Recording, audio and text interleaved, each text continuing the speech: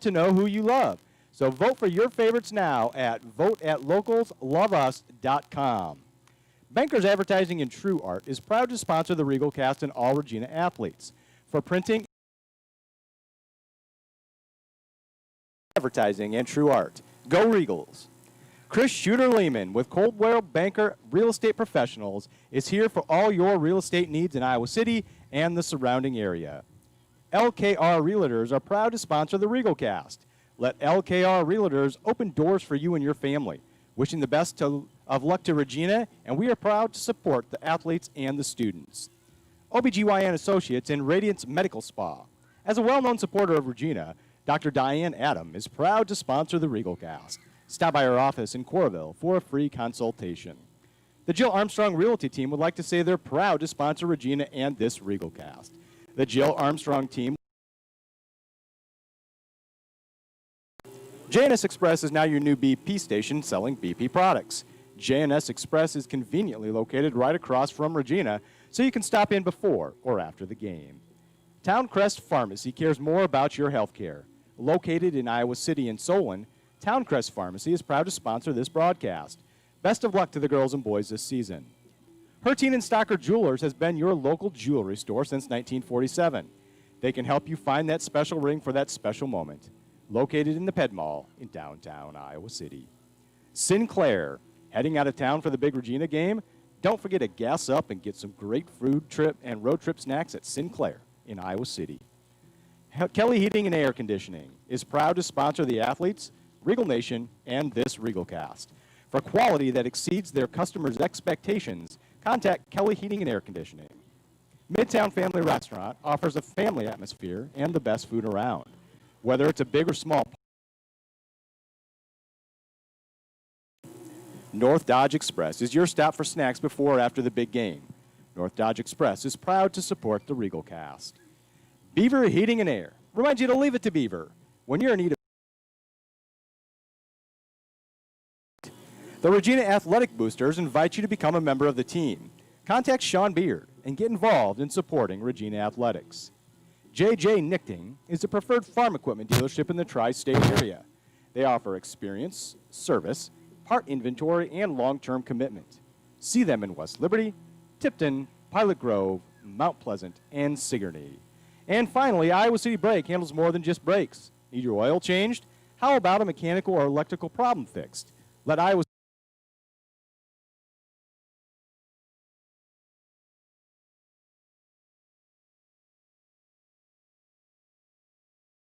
Wide range of physical therapy services to get your athlete feeling better and stronger. Now with offices in Monticello and Mount Vernon. Kitchen by Design has a large selection of lighting for your next project. Best of all, they have locations in Davenport, Iowa City, North Liberty, and Cedar Rapids to serve you. Call Adam Jeanette in Lisbon for your next cabinet or lighting project. Mount Vernon Ace Hardware has been providing the area with a huge selection of products and great service since 1986. Let Andy and John show you the new line of snow removal tools and wood-burning stoves. Bridge Community Bank, an employee-owned bank serving your banking needs in 3 locations, Solon, Mount Vernon, and Mechanicsville, member FDIC. Gary's Foods in Mount Vernon is your local family-owned grocery store that has served the area since 1971. See Gary's for the best quality meats, produce, deli, and bakery goods. And finally, Elite Plumbing believes a flush beats a full house. See Nick at Elite Plumbing for your next project. And again, thanks to all at the Lioncast and in Lisbon for all of your support of this simulcast. And thanks to Danny Davis and the board operators back at the home office in Mediapolis for Sportscast.media to allow us to bring this broadcast to you this evening. So, Ed, Regina coming off a pretty easy win, 43-16 last week against Wapello. I thought that ball game might be a little closer. Lisbon comes off a tough loss. They had to do some shuffling last minute last week. Supposed to play North Cedar. Ended up going down to a tough West Liberty team. Only lost 14-12. Unfortunately for them, lost Max Cole early in that ball game. That might have been the difference in that ball game. So I think we're going to have 2 good teams that are going to score tonight. Both teams on defense going to have to take care of things.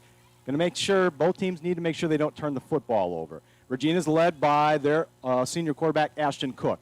He has 775 yards on the season, 7 touchdowns, 1 interception. His main receiver, Alec Wick. He's got 473 yards on the season. In the last couple weeks for Regina, it's been Theo Coley on the ground. 4 touchdowns apiece, ran 21 times for 124 yards last week. So that's the main threats for Regina on offense. Yeah, and I'll tell you what, I think Regina's got a terrific opportunity to come out and score right away. However, Lisbon has been very formidable. They beat Belle Plaine 20-0 to start it off, beat Wilton, and beat Columbus Junction. So we're going to have our sportsmanship pledge here, and we're going to be followed up by the national anthem and the prayer that we have here at Regina. So we'll kind of break as we do that, and then we'll get into a little bit about Lisbon before the game here starts. We do have one email that's already rolled in. John Crane and the Crane family are listening while camping at I can never say this. Is it Waspinnicon? Wapsipinicon State Park. So thanks to the Cranes for listening in tonight. And don't forget, go to theregalcast.com, hit the email button. Let us know where you're listening in from. We'll get your name on the air. So we got the color guard coming on the course, or on the field here. Beautiful night tonight, Ed. Field looks great. Fantastic shape. Wind coming out of the southeast about 15 miles an hour. Might be a little bit of a challenge for the passing game tonight. Yeah, there's a little bit of a swirling wind. It'll be interesting to see if either one of these teams can pass. All right, here comes our prayer. Lord our God, we thank you for this day and for the opportunity to participate in this athletic event. Be with the athletes and coaches. Help them to do their best as individuals and as team players. Keep everyone safe from injury. As representatives of our respective schools, help us to demonstrate good sportsmanship, fair play, and respect for others. Bless and protect all those who have traveled here today. Grant them a safe trip home. May we always rejoice in the realization of your presence with us at every moment. We ask this through Christ our Lord. Amen. And I draw your attention to midfield. And American Legion Post 17 members Palmer Holden, Dwayne Captain, Joe Manning, and Gary Hamill. Please remove your hats for the playing of our national anthem.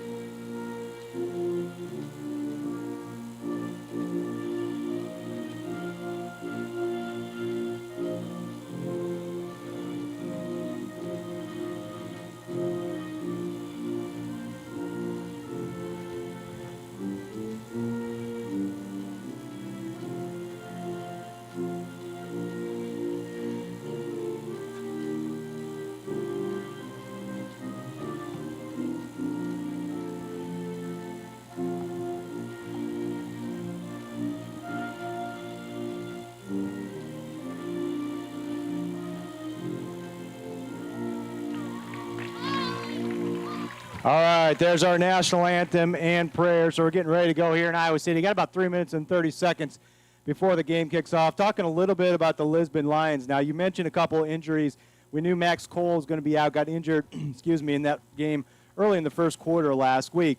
Unfortunately, it sounds like their starting quarterback Gavin Wollum also got injured this week, so he's not going to be starting. Kind of looking at the pregame warm-ups, it looks like sophomore number 2, Cohen Cameas, might be getting the starting nod for the Lions. So anytime you bring in a new quarterback, always adds a little bit of an element of surprise in the offense. But the Lions have a lot of athletes that can come out and do some damage running the football, so we still need to be pretty stout on defense. I think the defense for Regina has got to step up their game. Anytime you're missing a quarterback and a starting running back for a team, you've got to take advantage of the inexperience, and there's no question that Lisbon's going to have inexperience coming into this. However, with those wins early in the year, as I said, Belle Plaine, Wilton, and Columbus Junction, they did dominate in those ball games. Very tough Wilton game. And again, like we said last week, they almost beat West Liberty in a very impromptu game that was formed at 2 o'clock in the afternoon on a Friday when West Liberty had a cancellation. So I think this is a formidable group, well coached, probably very disciplined. again, we obviously know Lisbon's got a terrific tradition in wrestling and other sports. So I look to see an athletic-looking ball club coming in here to Iowa City. So looking at the stats for Lisbon so far on the year, it doesn't look like Camillus has any passing stats at the varsity level. Woolham was their main guy at that point. Looks like he was completed about 46% of his passes for 221 yards. But they've got a multitude of guys that have run the football. They've got Woolham that was over 100 yards on the season. Caden Caspers was over 100 yards on the season. Will Bennett over 100 yards on the season. Jamian Moore over 100 yards on the season.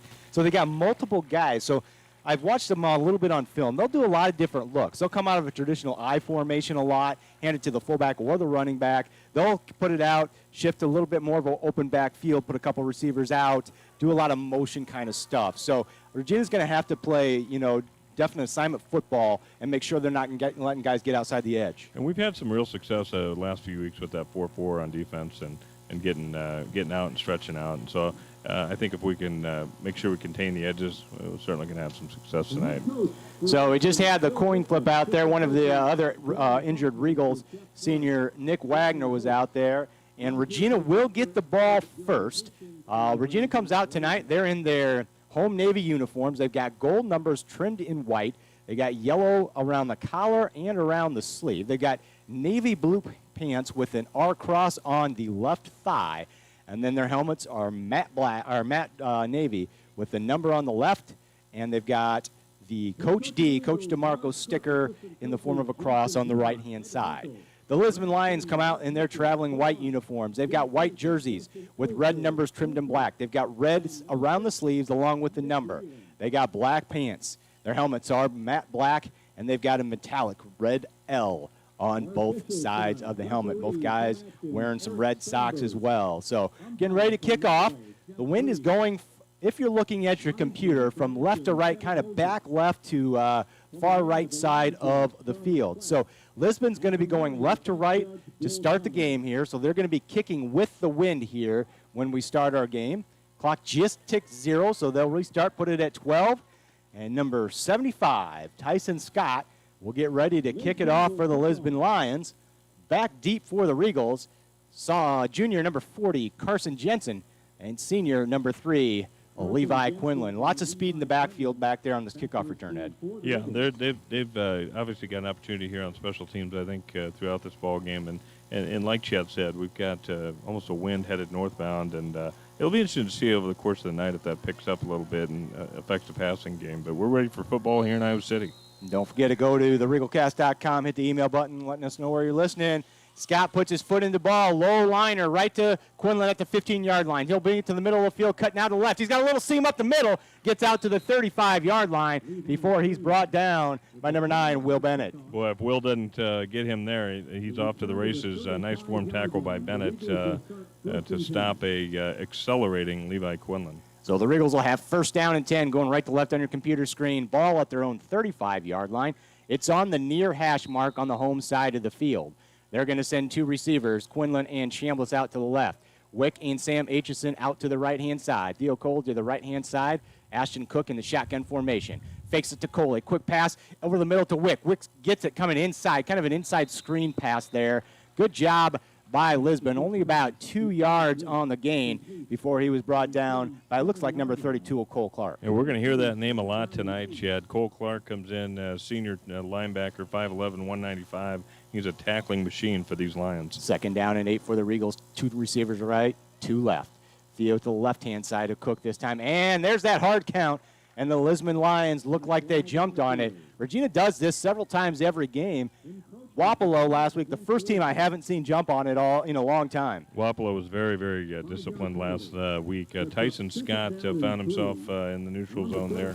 Junior defensive lineman, 6'1", 195. So 5 extra yards there for the Regals. Going to be second down and a long 3. Same formation for the Regals. Takes a snap, hands it to Coley. Coley gets met in the backfield right there.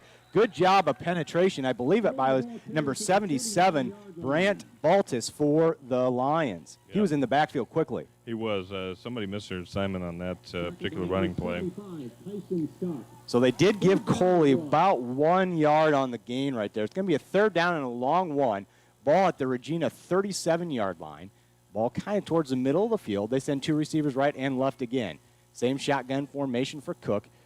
3-4 defense here. They hand it to Coley straight up the gut. He's going to have the first down. He'll gain about 5 or 6 yards right there before he's brought down close to midfield. Yeah, if you remember first series of last week, you saw Theo score on that straight line running, and it's that straight line acceleration that Theo does that makes him so dangerous. And we'll be interested to see as we go on if they kick him out to the sides at all. This game looks like it could come down to line play. Looks like Lisbon's line is pretty athletic, as is Regina's. Who wears down first tonight? Two receivers right, two left. They put Quinlan in motion. They're going to fake it to Quinlan. Now Coley comes off the left tackle. Not much running room right there. Good job by the defensive front of Lisbon, and Coley mixed up maybe 3 yards. Yeah, nice showing on the Lisbon Lion defensive front. As Chad indicated, they're athletic and they move their feet well, at least on initial read here. 2nd down and 7 for Regina. Ball in Lisbon territory. Ball's at the Lion 47-yard line. Cook looks over to the sideline for the play. Got two receivers right and left again. Coley on the right hip pocket now of Ashton Cook in the shotgun formation. 3 down linemen, 2 backers right alongside of them for Lisbon. Quick pass to Quinlan. He gets it out to the 40-yard line before he's brought down by 2 different Lisbon Lions. That was Clark and number 5, Caden Caspers. Yeah, good comebacker by Quinlan. We called his number a little bit last week. I'd like to see the ball head his way a lot this week. Without Danny Maloney, who's injured, we're starting to see Blake Chambliss. We'll start calling him his number as well. 3rd and 1, ball on the near hash mark. Ball at the 30 or 41-yard line of Lisbon. Same formation for the Regals. Cook does a hard count again, almost gets the Lions to jump. But number 77, Baltus was able to hold up right there. So Cook looks over the defense again. He'll take the shotgun snap. He'll hand it to Coley. Coley's got a seam over the right tackle. And Coley's across the 30 all the way down to the 20 before a shoestring tackle right there. Number 5, Caden Caspers, just gets his shoe right before he broke it open for a TD. I love the way Theo gets his thighs up to his chest, and that's exactly the way we want to run. That's exactly the way they want him to run. Just one tackle away from a quick 6.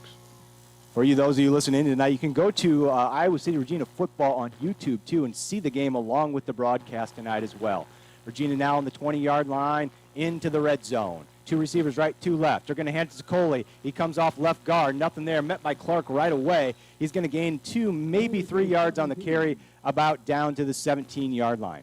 Cole Clark, we've called his name 3 or 4 times already tonight, Ed. He's coming into the ball game with over 30 tackles in, four games? 1, 2, 3, in 4 games. So he's their guy. Strong kid, 5'11", 195. Yeah, he's packed. There's no question. 2 receivers right, 2 left. Coley left-hand side of Cook this time. Cook looks over the defense again. 3 down linemen, 2 backers right on the either side of the defensive ends. Cook looks over the defense. He's going to take the snap. He's going to fake it. He's going to try to keep it himself. Now pitches it out to Quinlan, but met right away by number 84, Indy Harbaugh. He'll bring Quinlan down for a no gain here on the left flat. Yeah, Harbaugh's a sophomore. Nice. He tackled him a little high, almost tackled his neck. That play just looked like it took too long to develop, Ed. It looked like they were going to try to do a little misdirection and just never really filled out. Yeah, they audibled out of their first play. 2 receivers left and right again. 3rd down, 7. Ball at the 15, 16-yard line. Cook takes it. He's looking left. He comes across the middle. Thrown behind Alec Wick right there. So it's going to be 4th down. I would guess the Regals probably go for it here. Yeah, would we try a field goal? Any thoughts to a field goal? No. It doesn't look like it. It looks like we're going to keep the offense out on the field. 7:36 left to go here in the first quarter. No score.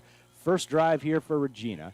Started back at their own 30-yard line, now at the Lisbon 16-yard line. 4th down and 7 for Regina. They send trips to the right-hand side. Alec Wick alone on the left-hand side, close to the tight line. One back, Coley in the backfield. He looks right now. He comes across the middle. Tough pass right there. Knocked away. Good job by Caden Caspers as Sam Aitchison was coming across on the slant. Would have had the first down, but really good defense. Yeah, Wick was covered on that. So, I mean, the initial read was to Wick, and he was very well covered by Harbaugh. Turnover on downs, first down, Lisbon Lions. So Lisbon will have the ball starting at their own 17-yard line, first down and 10. So turnover on downs for the Regals for their first possession. Lions come out. Send one receiver out to the left-hand side. They'll come out under center. Camellas will have the quarterback duties tonight. I formation, heavy set. One receiver to the left. Camellas is under center. They send one man in motion. That's Caspers. They'll pitch it to Caspers down the right-hand side. He's got a little seam to the outside, and he gets run out of bounds at about the 24-yard line. Good pick up there by Caspers. Yeah, last week we had this defense in a 4-4, and we've had it multiple times during the year. That was a 5-2 starting out. Actually, that was Will Bennett on the carry. 5 and 9 kind of look the same from up here. Will Bennett on the 7-yard carry for Lisbon. It'll be 2nd down and 3. Lions have the ball at their own 24-yard line near hash mark, going left to right on your computer screen. Again, same formation. One receiver out to the left, heavy line, I formation. Camellas comes under center, looks over the defense. 4-4 defense here for Regina. They send a man in motion. That's Bennett. They're going to fake it. No, they hand it off to the fullback right there. Looks like it was a little read play. They hand it off to the fullback, who was Cole Clark. He'll get close to the first down, not quite enough. It'll be 3rd down and short for the Lions. Yeah, what do you call here? They're going to measure. They're going to measure. They are. They are going to measure. We got the best chain crew in all of Eastern Iowa. We got James Lucina out there. We got Robert Gaffey out there. We got Leo Fernandez out there, and Brett Hoffman as well, bringing the chains out to measure here in the first quarter.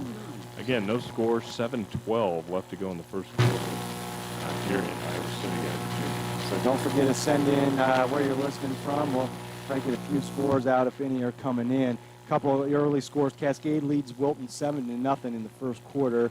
Wapello 7-0 over Columbus with 10:44 to go in the first.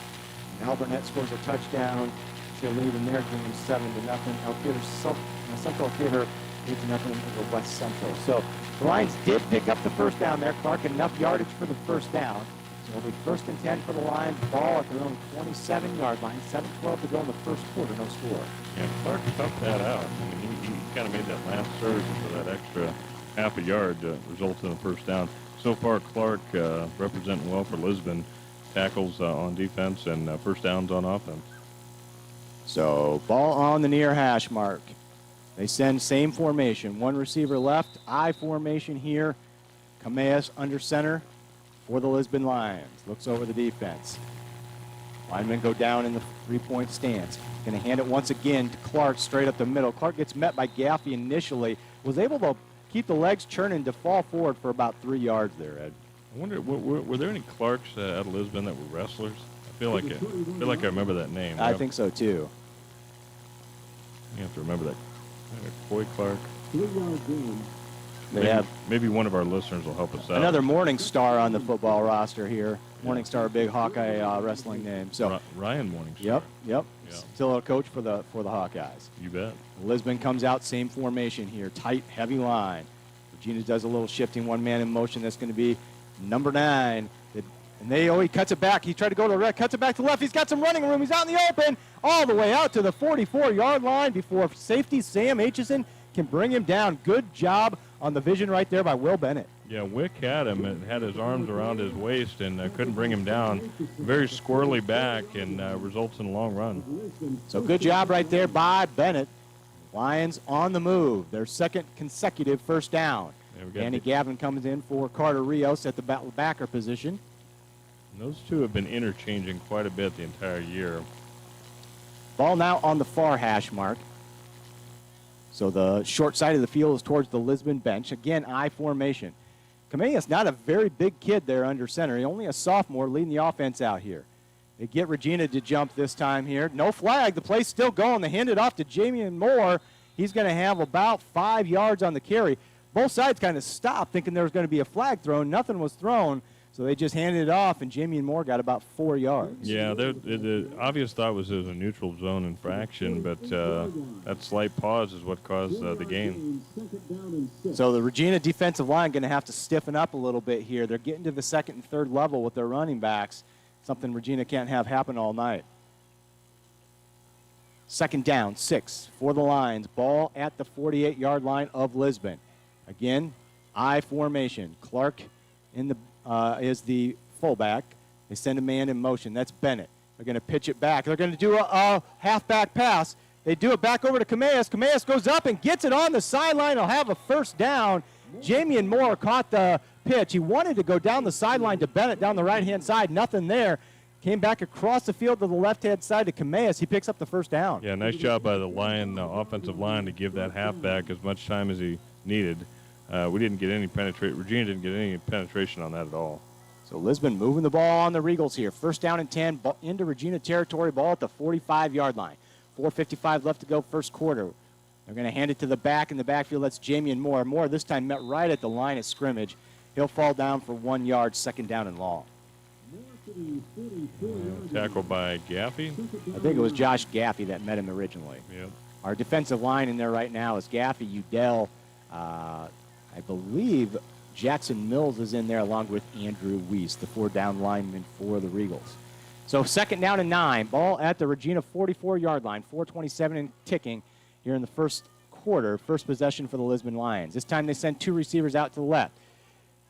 Cameas is in the pistol formation with Moore behind him. 1 receiver out to the left, 2 receivers to the right. They're going to hand it to Moore. Moore bowls ahead for about 2 or 3 yards. Ball, no, I thought the ball came loose the way it looked there, but it didn't. So it's going to be third down and long here for the Lions. Yeah, straight ahead play, straight ahead football. It'll be interesting to see if they do any over-the-middle passes or second-level passes. We've got more, who's that coming out? Mills is coming out on defense. And Theo Coley coming into the defensive end position right now. They've got a pretty tall tight end I saw on the roster, number 42, Aiden Hansen, 6'4" junior, 185 pounds. He could go up and get one over the middle. So they come back into the heavy formation, I formation, third down and 7. Ball at the 42-yard line. Ball on the far hash mark. They send 1 man in motion. That's Bennett. They're going to pitch it to Bennett, looking to get to the outside to the right. He's bottled up. He's going to cut it back. Flag on the play. Actually, it isn't Bennett this time. It's number 3, Dicius. It has the run. Not going to have enough for the first down. There was a flag down. I guess it's going to be a hold right there. Yeah, it looks like a hold on maybe the right guard. So the ref looks over at the Regina sideline, says, do you want to accept the penalty? Still haven't indicated that it's a hold yet. Now they do. Hold. They're going to back the lines up. Nope, they're going to go ahead and say it's declined. So it's going to be fourth down in about 6 or 7 yards here, 8 yards after they move the sticks, Ad. Yeah, that's a lot of times you take that, but they're going to decline it and get these Lions to fourth down and make them do something. So the Regals putting some faith in their defense here. Fourth down and 8, ball at the Regina 43-yard line. They send 2 receivers to the left. Cameas in the pistol formation, Moore behind him in as the running back. Regina looks up. They send a man in motion. And we're going to have a whistle before, and I think we're going to have a timeout by Regina here. We are. They sent Dicius over right in front of the quarterback on motion. Didn't snap the ball, but Dumont didn't like something he saw there. They had a 2 tight end set, if I'm not mistaken, on that play. So I'm wondering if we weren't lined up properly. So those RegalCast sponsors again: Jeff Rudolph of Edward Jones, Dale Howard Auto Center, Locals Love Us, Bankers Advertising and True Art, Chris Shooter Lehman, LKR Realtors, OBGYN Associates and Radiance Medical Spa, the Jill Armstrong Realty Team, JNS Express, Towncrest Pharmacy, Hertine and Stocker Jewelers, Sinclair, Kelly Heating and Air Conditioning, Midtown Family Restaurant, North Dodge Express, Beaver Heating and Air, the Regina Athletic Boosters, JJ Nichting, and Iowa City Break. And a pleasure to have our Lion Cast friends with us from Lisbon, sponsoring Lion Cast in the simulcast here in Iowa City. Iowa Physical Therapy, Kitchen by Design, Mount Vernon Ace Hardware, Bridge Community Bank, Gary's Foods in Mount Vernon, and Elite Plumbing sponsoring the Lion Cast. And tonight we have a simulcast. We're here in Iowa City. It's a beautiful night, about 2:59 left to go in the first quarter. We have no score, and we have the Lions driving a little bit past midfield. The sun's about ready to go to bed, and the wind is moving the flag to the north just a bit. People are spaced out, have their masks on, and enjoying a beautiful ball game here. 2 receivers out to the left. Again, pistol formation for Cameas, Moore in the backfield. Again, they send a man in motion. They're going to snap it. Fake it to Moore. They're going to try a little screen pass out to the left. They got a wide open receiver out there. They're going to have the first down. That's Clark. He busted up the sideline, and Clark's going to have himself a 43-yard touchdown run down the left-hand lane. Yeah, excellent execution by Lisbon. I mean, absolutely excellent. Screen to the sideline. They created a wall. 6 points for Lisbon. Terrible tackling by Regina. We're going to look back on that one and look to clean it up. I tell you what, that's about the third time tonight Regina's had the guys caught up and they just dropped the tackle and haven't been wrapping up. Something's going to have to shore up here. Yeah, at the 2:47 mark here in the first quarter, we've got Lisbon 6, Regina 0 with the extra point coming. So Scott's going to come in to try the extra point here for the Lisbon Lions. 2:47 left to go here first quarter. His holder is going to be Cohen Cameas. So here comes the kick. Good snap. It's down. The kick is up, and it's no good, wide to the right. So with 2:47 left to go here in the first quarter, the Lisbon Lions jump out to a 6-0 lead over the Regina Eagles. Yeah, give Lisbon credit. They just came out and punched Regina right in the nose on that series. That's going to be some cleanup city going on. You can see the coaches talking to the Regal linebackers. They're going to make some adjustments here on defense. I think the Lisbon Lions came out and were just way more physical than the Regina Eagles were on that drive, and Regina's going to have to shore that up before as the game goes along here. So one offensive possession for both teams. Regina able to move the football a little bit, couldn't convert on that fourth down. Lisbon the same thing. They were able to convert and scored the touchdown. Yeah, it's not lost on me that they've won 3 games already and that they almost won the fourth one against West Liberty last week in a game they didn't think they were going to play. As Chad Appley points out, Lisbon certainly physical right off the point of execution.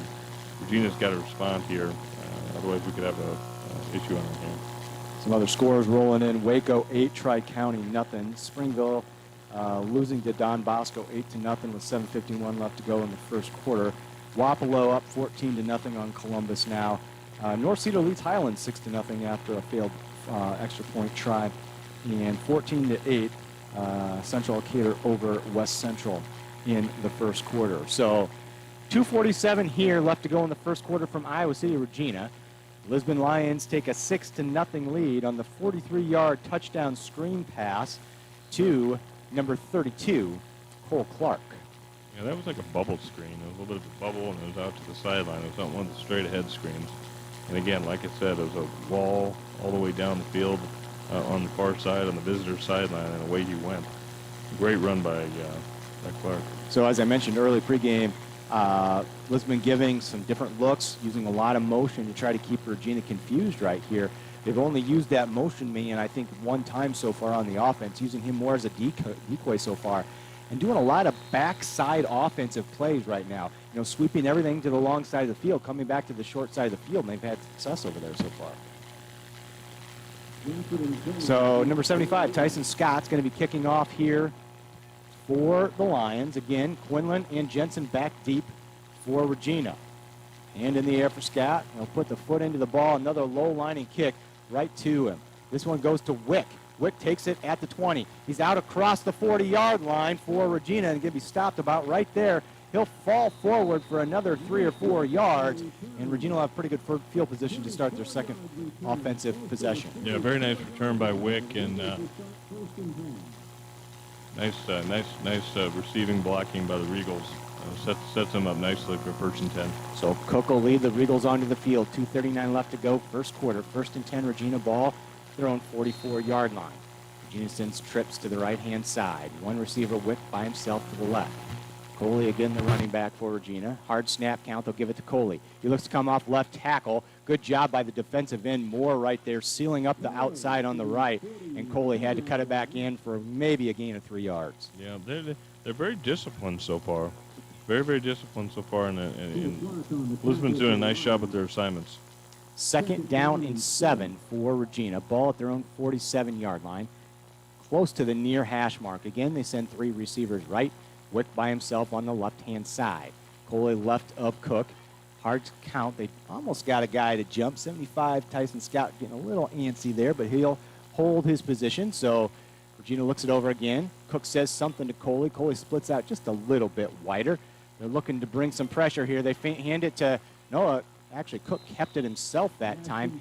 He gets it out to about midfield. one of the few times this year we've seen Ashton Cook sneak the football. Or yeah, right up the middle. You don't see that very often. You know, as a senior veteran quarterback, you want to keep him in the ball game. You don't see a lot of that up the middle. Need to keep him healthy for sure. We do. Third down and 4 for Regina. 1:30 left to go first quarter. Lisbon leads 6-0. 2 receivers right, 2 out to the left.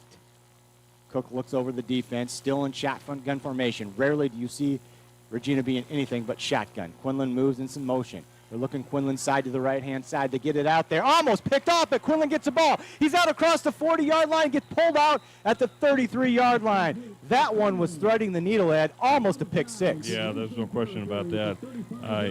He definitely almost got that picked off, but beautiful pass, great form by Ashton, and first and 10 Regals. I think that was Dicious out there at the cornerback position.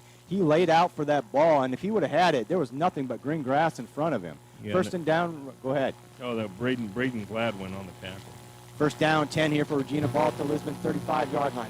They'll give it to Coley again. He goes off right-hand tackle this time. Only another 2 or 3 yards right now. Defensive front, real stout so far for the Lisbon Lions. Theo Coley hasn't seen this in several weeks. No, Theo has been running untouched for the last 2 weeks for sure. North Cedar and Wapello. But the physicality of Lisbon is something new. So second down and 8 here for Regina. Ball thrown at the Lisbon 33-yard line. 40 seconds left to go first quarter. 3 receivers out to the left. 1 receiver, Quinlan, out to the right-hand side. Foley on the left side of Cook now in shotgun formation. Cook looks over the defense. He's going to pass. He looks out to the left-hand side. He's got a receiver over the middle. That was Carson Jensen. But again, good defense right there. We're going to have a taunting call against the Lisbon Lions. Really good defense there, but it looked like number 45, Braden Gladwin, but then he kind of got a little jumpy and got in Carson Jensen's face, and we're going to have a foul on that. Yeah, Gladwin exchanged some words with the intended receiver Jensen, and resulting in a personal foul here. So it calls unsportsmanlike conduct against the Lisbon Lions. That's going to be a first down and 10 for the Regina Regals. It was a big play right there by Gladwin, but those are the kind of penalties you can't have. No, he's going to definitely learn from that one. Again, Gladwin's a sophomore defensive back, young guy, and that's something that that terrific staff at Lisbon will coach up, and they'll get that corrected. So going to be first down and 10 for Regina. Now inside the red zone, ball at the Lisbon 18-yard line. 2 receivers right, 2 left for the Regals. Coley again, the lone back in the backfield. Cook looks over the defense. Ball on the far hash mark. He'll fake it. He's looking across the middle. Nothing there. Ball batted down at the line of scrimmage. Pass intended for Sam Aitchison, but batted down right at the line of scrimmage. Yeah, Ashton didn't look to the left at all. He had the 2 receivers on the other side, and, he kind of laser beamed to the right. He was locked in on the intended receiver. Seems to be locked in a little bit tonight. He hasn't really gone through progressions much tonight, so it's getting easy for the D-backs to kind of focus in on his eyes of where he's going here. Yeah, you don't see that very often. Ashton usually does a pretty good job of looking through all the different reads. 20 seconds left to go first quarter. 6-0 Lisbon. Second down, 10. Ball at the Lisbon 18 for Regina. They send one man in motion. That's Quinlan. He'll do a quick little motion. They fake it to Coley. Again, it's Ashton Cook straight up the middle, almost all the way down to the 10-yard line. Going to be about third down and 2 here for Regina. Yeah, Ashton did a great job of making himself small. He's a big dude. He made himself nice and small on the 10-yard line, so he didn't take a direct hit. 10 yards, what does that bring it? Third and 2. And that's going to be the end of our first quarter here from Iowa City, Regina. After 1 quarter of play, it's 6-0 Lisbon on a 43-yard screen touchdown pass from Cameas to Clark for the Lisbon Lions. The Regals are driving here, ball close to the 10.5-yard line of the Lisbon Lions. It's going to be third down and 2. So we got to make sure we're close to go here. Yeah, we thank our Lioncast sponsors, Iowa Physical Therapy, Kitchen by Design, Mount Vernon Ace Hardware, Bridge Community Bank, Gary's Foods in Mount Vernon, and Elite Plumbing for your sponsorship with the Lioncast. And again, this is a simulcast here live from Iowa City, Regina, under the lights here on Friday. Terrific crowd on hand. We've got folks with masks, socially distanced, plenty of space, and people are continuing to file in as we go on here, Chad. I think we've at least 25% more of the people since kickoff. Yeah, pretty big crowd out there. Good student section down there tonight as well. as we get ready to start the second quarter. Our RegalCast sponsors tonight are Jeff Rudolph of Edward Jones, Dale Howard Auto Center, Locals Love Us, Bankers Advertising and True Art, Chris Shooter-Lehman, LKR Realtors, OBGYN Associates, and Radiance Medical Spa, the Jill Armstrong Realty Team, JNS Express, Towncrest Pharmacy, Hertine and Stocker Jewelers, Sinclair, Kelly Heating and Air Conditioning, Midtown Family Restaurant, North Dodge Express, Beaver Heating and Air, the Regina Athletic Boosters, JJ Nickname, and Iowa City Brave. Big possession here coming up for the Regals. Need to put some points on the board, get this game tied up, or take a 1-point lead. And then they got to shore some tackling up on the defense. I'd like to see Theo up the middle like we saw last week. Just nice line blocking, get Shetler and Weeze in the right spots and get a nice little 18 inches of light and find Theo up the middle. Again, condolences to the Gale Sears family, the Kansas Comet, who find 18 inches of light, and he passed away at age 77 this week. One of the best running backs ever to play the ball game.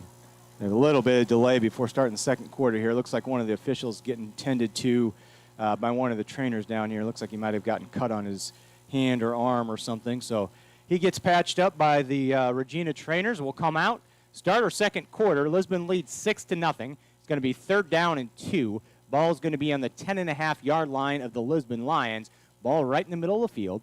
We're going to have 2 receivers. Jensen and Wick out to the left. You've got Aitchison and Quinlan out to the right.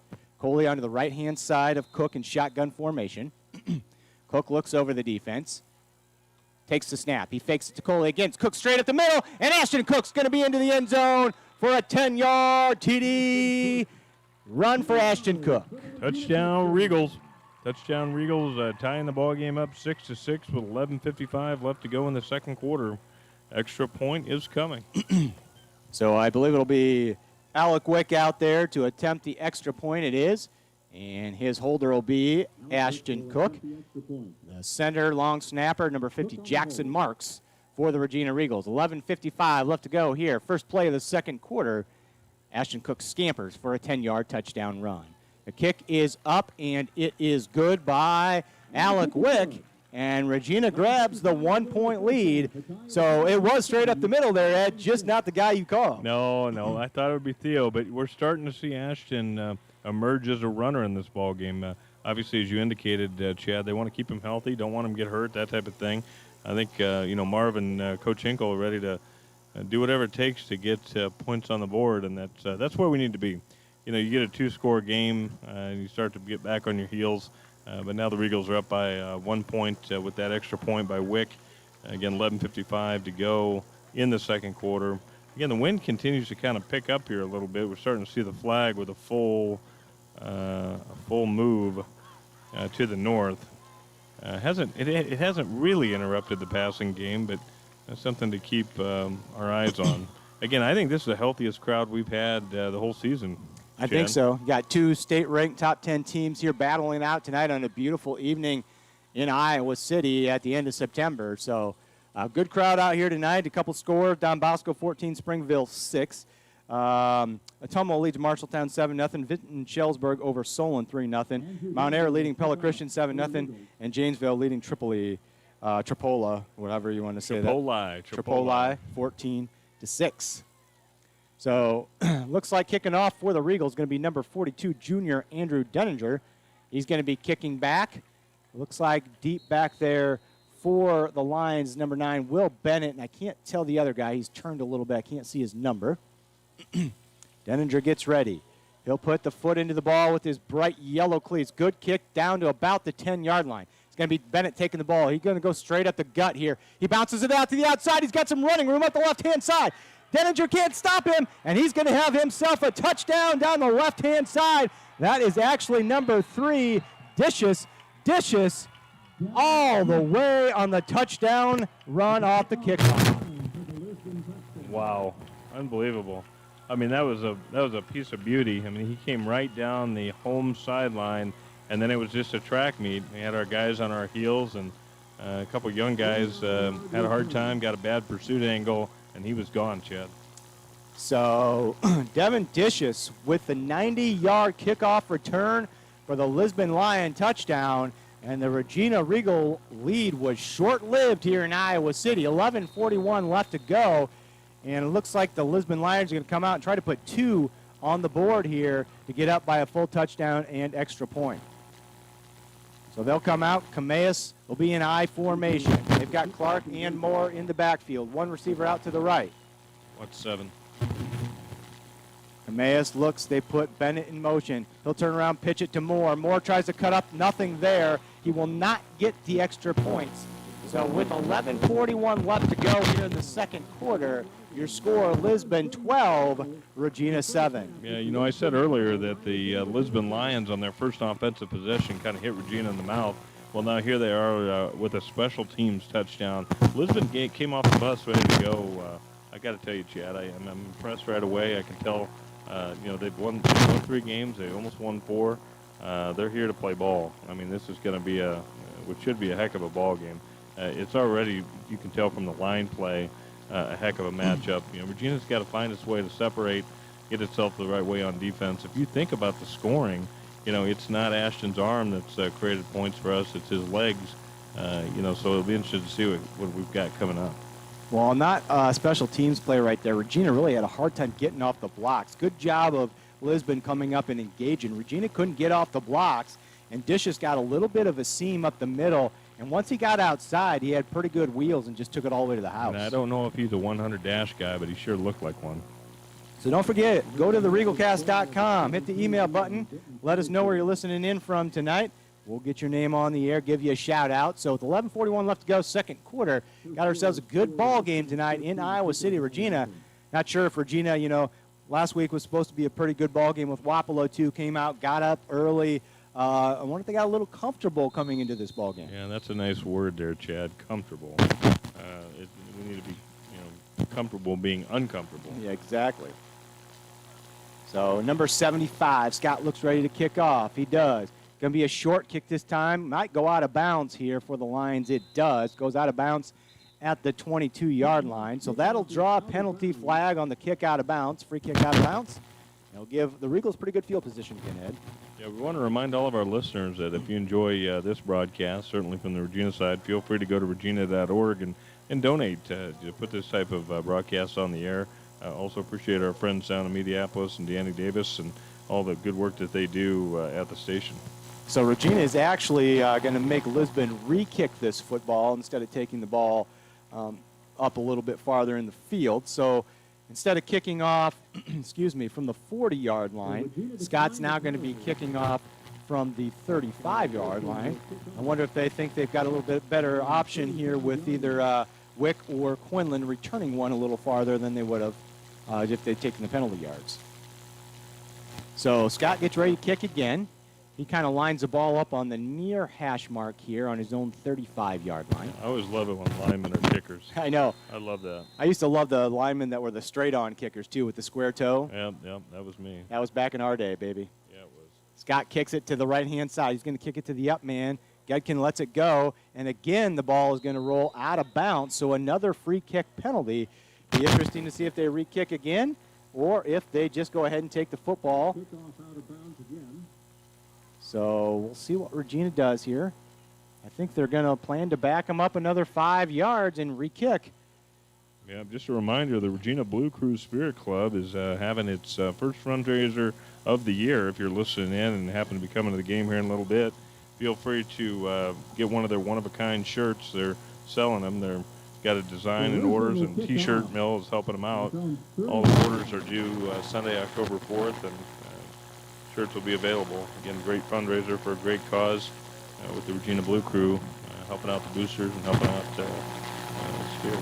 Got about 4 or 5 friends helping me broadcast, and all kinds of spiders over here by me, Ed. So if you want some spider action, there's one right here, here, there. Come on in. The kick this time goes back to Wick. Wick's going to take it at the 30-yard line. He's got a little seam up the right-hand side, breaks across the middle. That's actually Quinlan. Quinlan out to midfield, brought right down at the 50-yard line. So Regina can have great field position here to start this possession. Yeah, nice sense of urgency from Quinlan to get the ball to midfield. There's got to be a Charlotte's Web analogy somewhere. I mean, I see the spider now that, and I really appreciate you pointing that out, Chad. Yeah. I mean, If I hadn't looked up, I wouldn't know that. All of his 8 eyes are looking at you right now, Ed. Yeah, I can feel them. 11:35 left to go, second quarter. First down and 10, Regina, ball near hash mark. They got the ball at midfield. There's a big R cross out in midfield for Regina, closer to the Regina sides of the stands. 2 receivers, it actually trips out to the left-hand side now. 1 receiver, Wick, to the right. Coley to the right-hand side of Ashton Cook. Cook looks over the defense. In shotgun formation, hard count. He'll put a man in motion. That's Chambliss. Chambliss comes across in front of Cook. They're going to fake it now to him. Fake it to Chambliss. They're looking deep across the middle. Got wide open air. Levi Quinlan down the right-hand side. He's down to the 20, to the 15, down to the 10-yard line. Good job right there. They confused the Lisbon defense. Quinlan came all the way from the left-hand side across to the right-hand side of the field and was wide open. I think that was by luck, though. It's ironic. I don't think the play was run as it was designed. I think there was a confusion in the backfield with Chambliss in motion. All of a sudden, left-handed quarterback had to turn around twice, resulting in a long pass, and we'll take it, but I don't think that's how they drew it up. Trips to the left, 1 receiver, Chambliss to the right. Ball down on the 10-yard line now. First down and goal for Regina. 11:08 left to go, second quarter. They're going to keep it to Cook again. Cook has no running room this time. Gets hit hard from behind by Jamian Moore. He'll pick up about 3 yards, but good tackle by Moore. Yeah, his willingness to run tonight's really quite interesting compared to the other games so far this year and even last year. I remember the Pella Christian game last year where Ashton ran like crazy. But other than that, he didn't the rest of the year just for safety. So second down and goal. Ball at the 7-yard line here for Regina. 10:34 left to go, second quarter. Regals down 12-7. 2 receivers stacked on each side of the line. Coley right behind Cook now in shotgun formation. Cook takes a snap. He's going to hand it to Coley. Coley straight at the middle. And Theo Coley has himself a 7-yard touchdown run for the Regina Regals. 18 inches of daylight. That's all Theo Coley needs. And, man, he had about 24 or 36 inches right there, and he just took advantage of it. Great job by the Regina line, right up the middle. Straight line running, just what Theo Coley does so very, very well. Touchdown Regals. Yeah, that was a big hole up the middle this time, something he hasn't seen yet so far tonight. I mean, I might have been able to run through that hole. That was a lot of daylight, it looked like, from up here. So Wick comes in to attempt the extra point. Kick is up. Is it inside the left upright? It is. So with 10:20 left to go here in the second quarter, the Regals jump back out to the lead, 14-12. Yeah, we got a heck of a ball game here in Iowa City. We got 2 teams that are smacking each other back and forth. Very, very competitive. Keep it going. Got a lot of kids excited. The crowd's excited. And again, they continue to file in. I don't know if it's our broadcast chat or what, but everybody wants to be here in person. They heard some of our broadcast online and said, we can't listen to this. Let's go actually watch the game. Couple of scores rolling in. Minneapolis 14, Cardinals 0 at the end of 1. West Delaware leading Waverly Shell Rock 7-0. Decorah leads Charles City 7-0. And Ottumwa scores and is now tied with Marshalltown 7-7. Solon leads Vinton Shellsburg 14-3.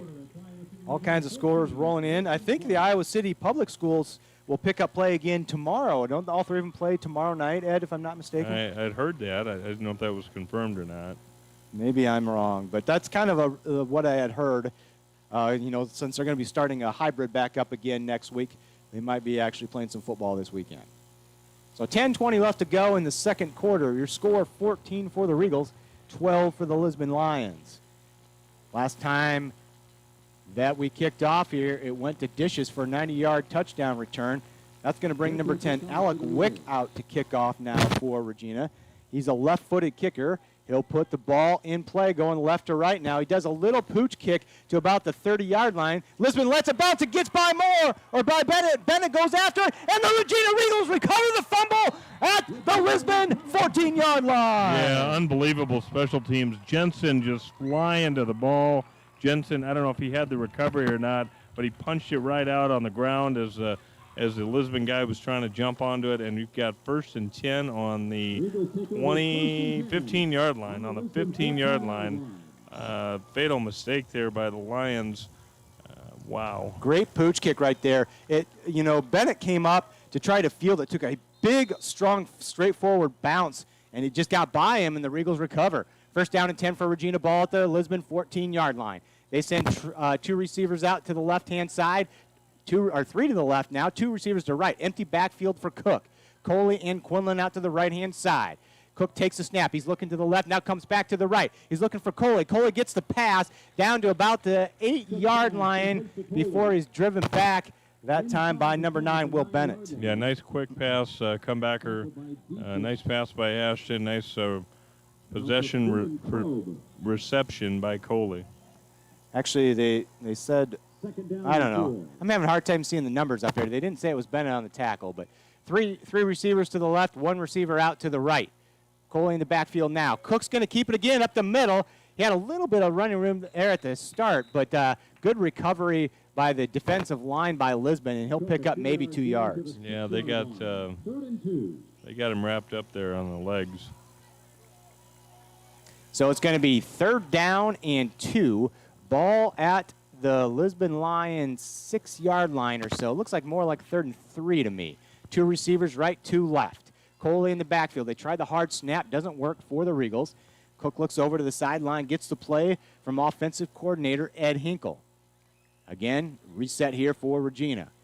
Cook will take the snap, fakes it to Coley, gets a quick pass out to Sam Aitchison. Aitchison breaks it up the middle, and Sam Aitchison has himself a 6-yard touchdown catch. Yeah, great throw, great catch, great blocking. And, boy, what a change of momentum in the favor of the Regals. I think that's Aitchison's first TD catch of the season. He was pretty happy celebrating that one, Ed. Yeah, he was jumping up and down, and his brother's done a heck of a job this week on the junior high level. Fun to watch those Aitchison boys. I tell you what, neither one of those kids are very tall, but they sure go give everything they have on the football field. Yes, they do. Number 10, Wick to come in to try the extra point for the Regals. Good snap, down, Wick's kick looks good, and it is. And with 9:05 left to go in the second quarter, 21-12, Regina leads. I'm sending the score to the home office. And here we go. Solon is up 14-3 on Vinton Shellsburg. So Lucas Stanton and the Solon Spartans up 14-3 on the Vinton Shellsburg. Grundy Center's up 28-0 on BCL UW. We've also got second quarter Southwind scores on a 32-yard touchdown, and they are up as well. Thanks to Ray Colony for helping us out on this scoreboard for your RegalCast. So not a lot of people emailing in tonight. Don't forget to go to the RegalCast at yahoo.com, or that you can email us there, or just go to the RegalCast, hit the email listening button on the website. We'll get you on air, let you know where we're listening in from tonight. Love to see how many people are listening and from where they're listening from every Friday night. Good ball game here in Iowa City. 9:05 left to go, second quarter. Regina jumps out to a 21-12 lead after a fumbled kickoff return there by Lisbon. Good job by Regina and a 6-yard touchdown catch by junior Sam Aitchison from Ashton Cook. Once again, Alec Wick going to kick off for the Regals. The left-footed kicker puts it about midfield at the 40-yard line, going left to right on your computer screen. 9:05 left to go, first half. Wick puts his hand in the air. The kick is up. He kicks it deep this time. Good kick over the head, and it's going to go into the end zone for a touchback. So Lisbon will have the ball out at the 20-yard line. Good kick there by Alec Wick. Yeah, it's interesting. Those long kicks they put him in for, and then the extra point they put him in for as well. So Alec Wick, really a good athlete. I mean, he could play soccer in college. Just I picked up an offer from Drake this week for football as well. So just a good, solid athlete. Yeah, he's also got that existing offer from St. Thomas, and St. Thomas, as we all know, is making the transition up in Minnesota from Division III NCAA to Division I NCAA. So big move. Yeah, big move. Cameas under center, I formation, 1 receiver left for Lisbon. Cameas looks it over. They put Bennett in motion. They're going to hand it to the up man. I believe that's probably more. He'll fall forward for maybe 2 yards on the carry. Second down long for the Lisbon Lions. And Ryan Eckhoff is reporting West Branch is up 21-0 on Maquoketa Valley early in the second. So it's going to be second down and 7. They gained 3 yards on that carry. Ball at their own 23-yard line. Again, they come out in that tight formation. I formation, Cameas under center. They send the receiver to the right-hand side this time. Ball dead in middle of the field. Cameas looks over the defense. He'll put Bennett in motion again. He'll turn. Hand it to the up man once again. That's Clark. Clark's going to fall forward past the 25-yard line to about the 27. Yeah, I'd still like to see these. I still like to see the Regina D line get off their blocks a little bit better. Down and 3. You know, Lisbon's doing a great job technically on both sides of the line of scrimmage. They're down and 3 here for the Lisbon Lions. Ball at their own 27-yard line. This time they send one receiver out to the right. Again, tight line formation, I formation. Cameas under center. He's going to take the snap. He'll turn to his left, give it to the up man. He gets driven back right there, stood up by Aiden Udell and a host of Regals. Yeah. That was Clark trying to come up the middle, just had no running room. That's better. That's better. That's what the Regals need to do is tighten up the middle of that defense. That's exactly right. And the more we talk about Udell, the better off we are. He's our tackling machine. We need to get him in the going on this game. So it's going to be 4th down and 2. Ball at the Lisbon 29-yard line. Regals send out the punt return team. I haven't seen if they're going to punt yet. They are. They'll bring out number 54, Truman Krobe, to do the punting here for the Lisbon Lions. So back deep for Regina, number 3, senior Levi Quinlan. He stands at about his own 48-yard line. Here comes the snap. Quick shot. Here come the Regals on a rush. He gets a kickoff, pretty good kick, and it's going to get a great Lisbon Lion bounce. Get away from the football, Levi Quinlan. And it's going to bounce all the way down to the Regina 31-yard line. It'll be 1st and 10 Regals. Yeah, on that return, we had Adam Connell, number 54, back into the ball game. Wapello getting right with the world again after getting beat by Regina last week as they're up 42-0 over Columbus. Ooh. With 9:22 left to go in the second quarter. We still have Columbus and Highland to play in this regular season. And I think Columbus beat Highland, so. Yeah, it's been a rough year for both squads there. Yeah. So going to be 1st down and 10 for Regina. Cook will lead the Regals back out onto the field. The ball's going to be on the far hash mark. Regals going left to right on your computer screen. Wind still blowing pretty good from the southeast here, so wind helping Regina on this drive. They'll send 2 receivers, Wick and Quinlan to the left. Chambliss and Aitchison out to the right-hand side. Coley in the backfield with Cook. He goes in motion. He'll come to the left-hand side, cuts it off left tackle. Had a little bit of running room right there, but that was a great tackle right there by Lisbon Lion, and I think it was Moore who made the tackle. Yeah, defensive end did a great job of wrapping him up. Otherwise, he's gone. Look, when he first came off that block, I thought he was going to have a big run right there, and then Moore came up from behind and kept him to 2 yards. Yeah, I'm noticing that these Lions do a great job on their form tackling. 2nd down and 8 for Regina. Ball at their own 34-yard line. 2 receivers right, 2 out to the left. Coley taking some instruction from Cook now. Cook looks over to the sideline. Cook taking his time. Still no countdown from the back judge, though. 1 man in motion, that's Wick. He comes out now, left to right, across the line. They're going to roll him out. We're going to have an illegal motion here on Wick. Wide open, Chambliss down the middle of the field. Cook just overthrew him, but Alec Wick started to go forward there. I think we're going to have an illegal shift or motion play on Wick right there. Yeah, he didn't stop. He was across the line of scrimmage before the ball was snapped. Chambliss was way behind the defense right there. Chambliss not quite as quick as Quinlan or Wick is, and I think Ash just overthrew him a little bit. It was an illegal shift against Cook or against Wick right there. So that'll back the Regals up a little bit if they accept it. They're going to decline that penalty, so it'll be 3rd down and 8 for Regina. Ball at their own 34-yard line. They send trips left. 1 receiver out to the right. That's Chambliss. Coley in the backfield with Cook. Cook's going to try the hard count. Doesn't get him to jump. Good discipline by Lisbon. He'll look over to the right sideline here to Ed Hinkle. Takes the snap. He's looking to the left-hand side. Now he's going to have a screen. Oh, throw him behind Coley. Coley did a good job right there to go get that ball. Clark almost could have picked that off, but Coley reached behind him and got it. Only got about 3 yards on the pass. Yeah, I'd like to see a punt here. I'd like to see a punt and pin them down on their own end zone. So it's going to be 4th down and 5 for Regina. 5:48 left to go, first half. Regina leads 21-12. Maybe a pooch. Maybe Ashton will do a pooch. I think we might see a pooch kick here, or, again, try to draw them off sides with a hard count. But I have a hard time seeing us go for it on our own 37-yard line with this much time left in the half. 2 receivers. Now he comes up. It's going to be a pooch kick here by Ashton. Oh, they snap it over Cook's head. He's going to have to try to get it off. He throws it. He's got a receiver, Quinlan, who gets out of bounds at the 30, but the Lions are going to have 1st down and 10 at the Regina 30-yard line as the snap flew over Ashton Cook's head. Yeah, that's an unfortunate error. Regina's going to have to tighten up on defense here. and not give Lisbon an opportunity to score before the half. Again, we're 5:19 left to go in the second quarter. Regina 21, Lisbon 12. Lisbon thus far demonstrating that they're fundamentally sound, Chad. They're also good form tacklers. Lisbon's demonstrated that they know what they're supposed to be doing once they got off the bus, and I think Regina's in for a fight. And the question is what's going to be the difference in the ball game? Is it going to be special teams? Is it going to be a long pass to open the score up? What are we going to do here? Yeah, it's a COVID timeout right now, so it could be these unforced, terrible turnovers.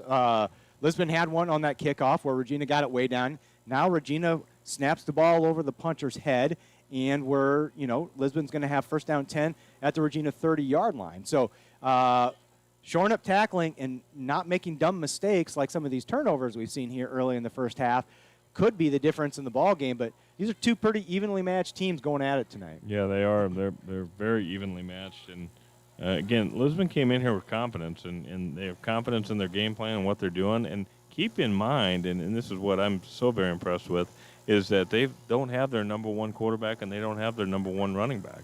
So they've got a bunch of young guys in positions they didn't expect to have. So got a couple emails checking in. Let's see here. Looks like Teresa Succamel's checking in, listening to the Regals tonight. She says, go Regals. And then we've got Steve. Is it Hind or Hindi? I can never, do you know? So sorry, Steve, on how you say your name. It's either Stephen Hind or Hindi. He's listening in from Tiffin tonight. So thank you for everybody to listening in. Here we go. 1st and 10 Lions. 2 receivers left. Pistol formation. They send dishes in motion right here for Lisbon. We're going to have a false start here against the Lisbon Lions. That's going to back them up 5 yards. Yeah, 5-yard penalty, repeat the down. And again, now we're starting to see the penalties start to add up. I was looking at my computer there, Ed. Did they have a lineman move there, or was it the motion man? I believe it was a lineman. So it's going to be first down and 15 for the Lisbon Lions. Ball in the near hash mark. They're going right to left on your computer screen. Ball's going to be at the Regina 35-yard line. Again, they send 2 receivers out to the left-hand side. Cameas is in pistol formation. I think that is Moore behind him in the backfield. Tight, heavy formation. Again, Dishes in formation. And again, they're calling a false start. I don't know if they're calling a false start on a lineman or Dishes, but it was the exact same thing that time. Another false start penalty. I thought it was 76. I'm watching Dishes as the motion man. I guess I'm not looking at the line. He must keep jumping somehow. So it's going to be first down and 20 now. The Lions at great field position, hurting themselves with some of those penalties and that we were just talking about. So it's going to be first down and 20 now. Ball at the Regina 40-yard line. 5:19 left to go second quarter. Regina leads 21-12. I think that was Landon Stolte who had the misfortune of jumping. Cameas goes over to the sideline, gets a play from his coach. You're going to send one receiver. That's Cole Becker out to the right-hand side and go back I formation now. So Cameas is going to be under center right here. Heavy line. Clark is the fullback. Cameas takes the snap. He's going to hand it to Clark. Nothing going for Clark up the middle. He'll fall forward for maybe 2 to 3 yards. Good job there by Clark getting 2 or 3 out of that because he was hit right at the line of scrimmage. Yeah, tackled by Josh Gaffey on that play. So I have a text coming in. Shooter Lehman and Angie listening in tonight. So he says, the Simpson alumni are carrying us this evening. Shooter. Thanks for listening in, Shooter and Angie. Appreciate it. Second down, 18 here. Ball on the 38-yard line. 4:45 left to go first half. Regina leads 21-12. One receiver, Becker out to the right-hand side. Tight formation I. Clark again, the fullback. Cameas is going to pitch it out to the right-hand side. He's got a little running room. That's Moore out to the right side, and he's down after about an 8-yard pickup. Gets back to the original line of scrimmage. The end, I think that was Coley there, got sucked up. He got sucked in. You can hear the screaming. Coley got sucked. He's so athletic, but sometimes he gets sucked in on the defensive end position, and that's what gave him the gain. They'll get that corrected. So back to the original line of scrimmage. 3rd down and 10 here for the Lions. Ball at the Regina 30. Jackson Mills trots off the field. Jack Tierney comes in now in more of a nickel formation here for the Regals. They send 2 receivers out to the right. Ball in the far hash mark. Pistol formation for Cameas. One back in the backfield with him.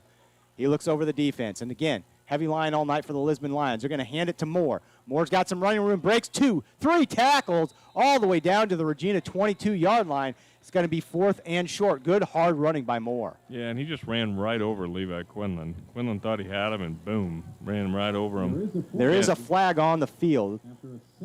Face mask? I wonder if it's face mask. Got a hold Holding. against the Lisbon Lions. Boy, the third big penalty against the Lions here on this drive. That's going to back them up, as the Regals will definitely take that one since it would have been 4th and short. And just a reminder to our listeners, it's 3:42 left to go in the second quarter. Regina is up 21-12 over the Lisbon Lions here in Iowa City. The wind is really starting to pick up now. We're starting to see the flag at full gale here, and then we're starting to see people put their jackets on, just a tad, windbreakers. Another email coming in here. Looks like Shelly Conlon says, tell Teresa Suckamel hi and good job tonight. Let's go Regals. Yeah. So don't forget, Lisbon Lion fans, if you want to get a shout out too, just go to theregalcast.com and let us know where you're listening from. 3rd down 20 here for Lisbon. Ball at the Regina 40-yard line. 2 receivers left, 1 back out of the shotgun formation.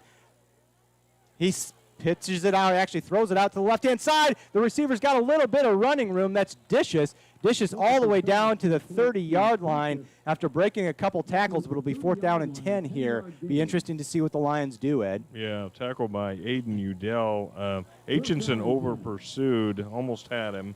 And then, of course, Aiden Udell, number 79. Is he 79? 79, yeah, yes. Aiden, he keeps changing those jerseys. I think he had that maybe last week, too. He did. Udell tackled him.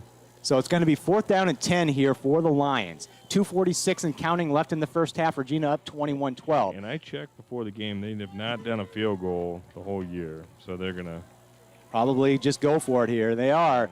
Ball in the near hash mark. 2 receivers right. Cameas in the shotgun formation. Moore behind him. More of a pistol formation. He'll take the snap. He'll roll out to his right. Heavy pressure by Coley. He escapes it. Got a receiver, overthrows him, and it's going to be turned over on down by the Lisbon Lions. Good job by Coley putting a little pressure on the young quarterback. Yeah, had that running back not got into Coley, Coley would have had a free shot on the quarterback. 1st and 10, Regina going left to right on your computer screen. 2:24 left to go here in the second. Got a heck of a ball game here. I'd love to see a quick hitter, Chad. I'm getting kind of, I don't know if I'm getting kind of selfish here or what, but I want to see the ball in the air. So we'll see if they send either Quinlan or Wick on something of a post or a fly down the sideline, something. Those two are pretty good receivers and pretty quick. Well, get them down the field and let Ashton do what Ashton does well. You know, let him throw, let him air it out. So 2:24 left to go in the first half. Regina up 21-12. They've got the ball 1st down and 10 at their own 30-yard line. They're going to go ahead and take a timeout, talk this over a little bit, see what they want to do. Well, I think Coach Hinkle must have heard what I was saying because they took that timeout right away and they looked up here and they said, Ed, we know you're right. We need to do more passing. I wouldn't be shocked to see, and Ed's not afraid to do some kind of little exotic here on 1st or 2nd down on short time before a half. I wouldn't be surprised to see like some kind of double reverse back to Ashton long pass kind of thing. But we'll see what he has cooking the books here before we get started. Yeah, that was that little bit of Hayden Fry we had in the first series last week. I thought that was something else. So, and it's kind of a shortened season. Everybody's going to make the playoffs, so we're not worried about that stuff being on film.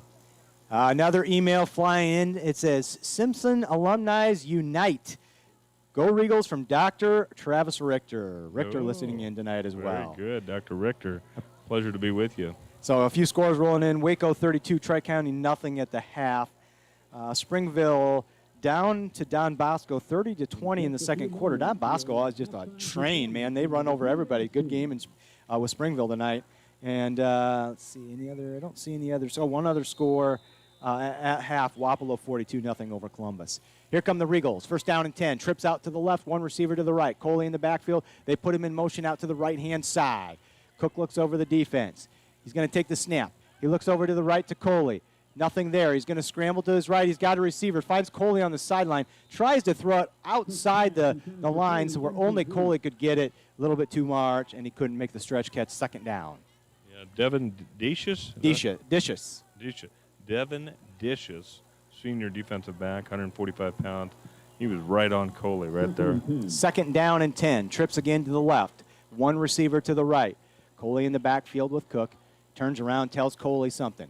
Cook looks over the defense. Again, Coley in motion, going to hand it to Coley up the middle. Coley's got some running room. One guy to beat, and Clark brings him down from behind again after Coley picks up 7 yards. And St. Ansgar's up 14-0 on North Butler. Regina going quick here. Trips out to the left, run receiver to the right. They're going to hand it to Coley again. Coley tries off right tackle. He'll bowl forward for the first down for Regina. He keeps moving the pile all the way out to the 44-yard line. 1:52 left to go. First half clock will stop as they move the chains. It looked like Eddie was trying to get them into a 2-minute offense, wasn't it? Yep, that's what they're doing. Send trips again out to the left. Again, Coley in the backfield. Quinlan by himself, right-hand side on the receiver. Cook now, shotgun formation. 1:45 and counting. He takes it, fakes it to Coley. He goes over the middle and loses the football. He went to pass. The ball just slipped out of his hand as he cocked back, and the Lisbon Lions recover the fumble. That's number 54, Truman Krob. I have not seen that before from Ash. No, he just got a bad grip on it, and he went to pass, and it just kind of fell right out of his hands. I wonder if he didn't get his fingers on the lacing. That's what I suspect. It was kind of one of those blooper films you see on NFL films, but went right behind him in lateral fashion, and then all of a sudden gets on the turf and recovered by the Lisbon Lions. 1st and 10 Lions on the 40-yard line. They send 2 receivers to the right, 1 to the left. Pistol formation for Cameas. Cameas looks over the defense.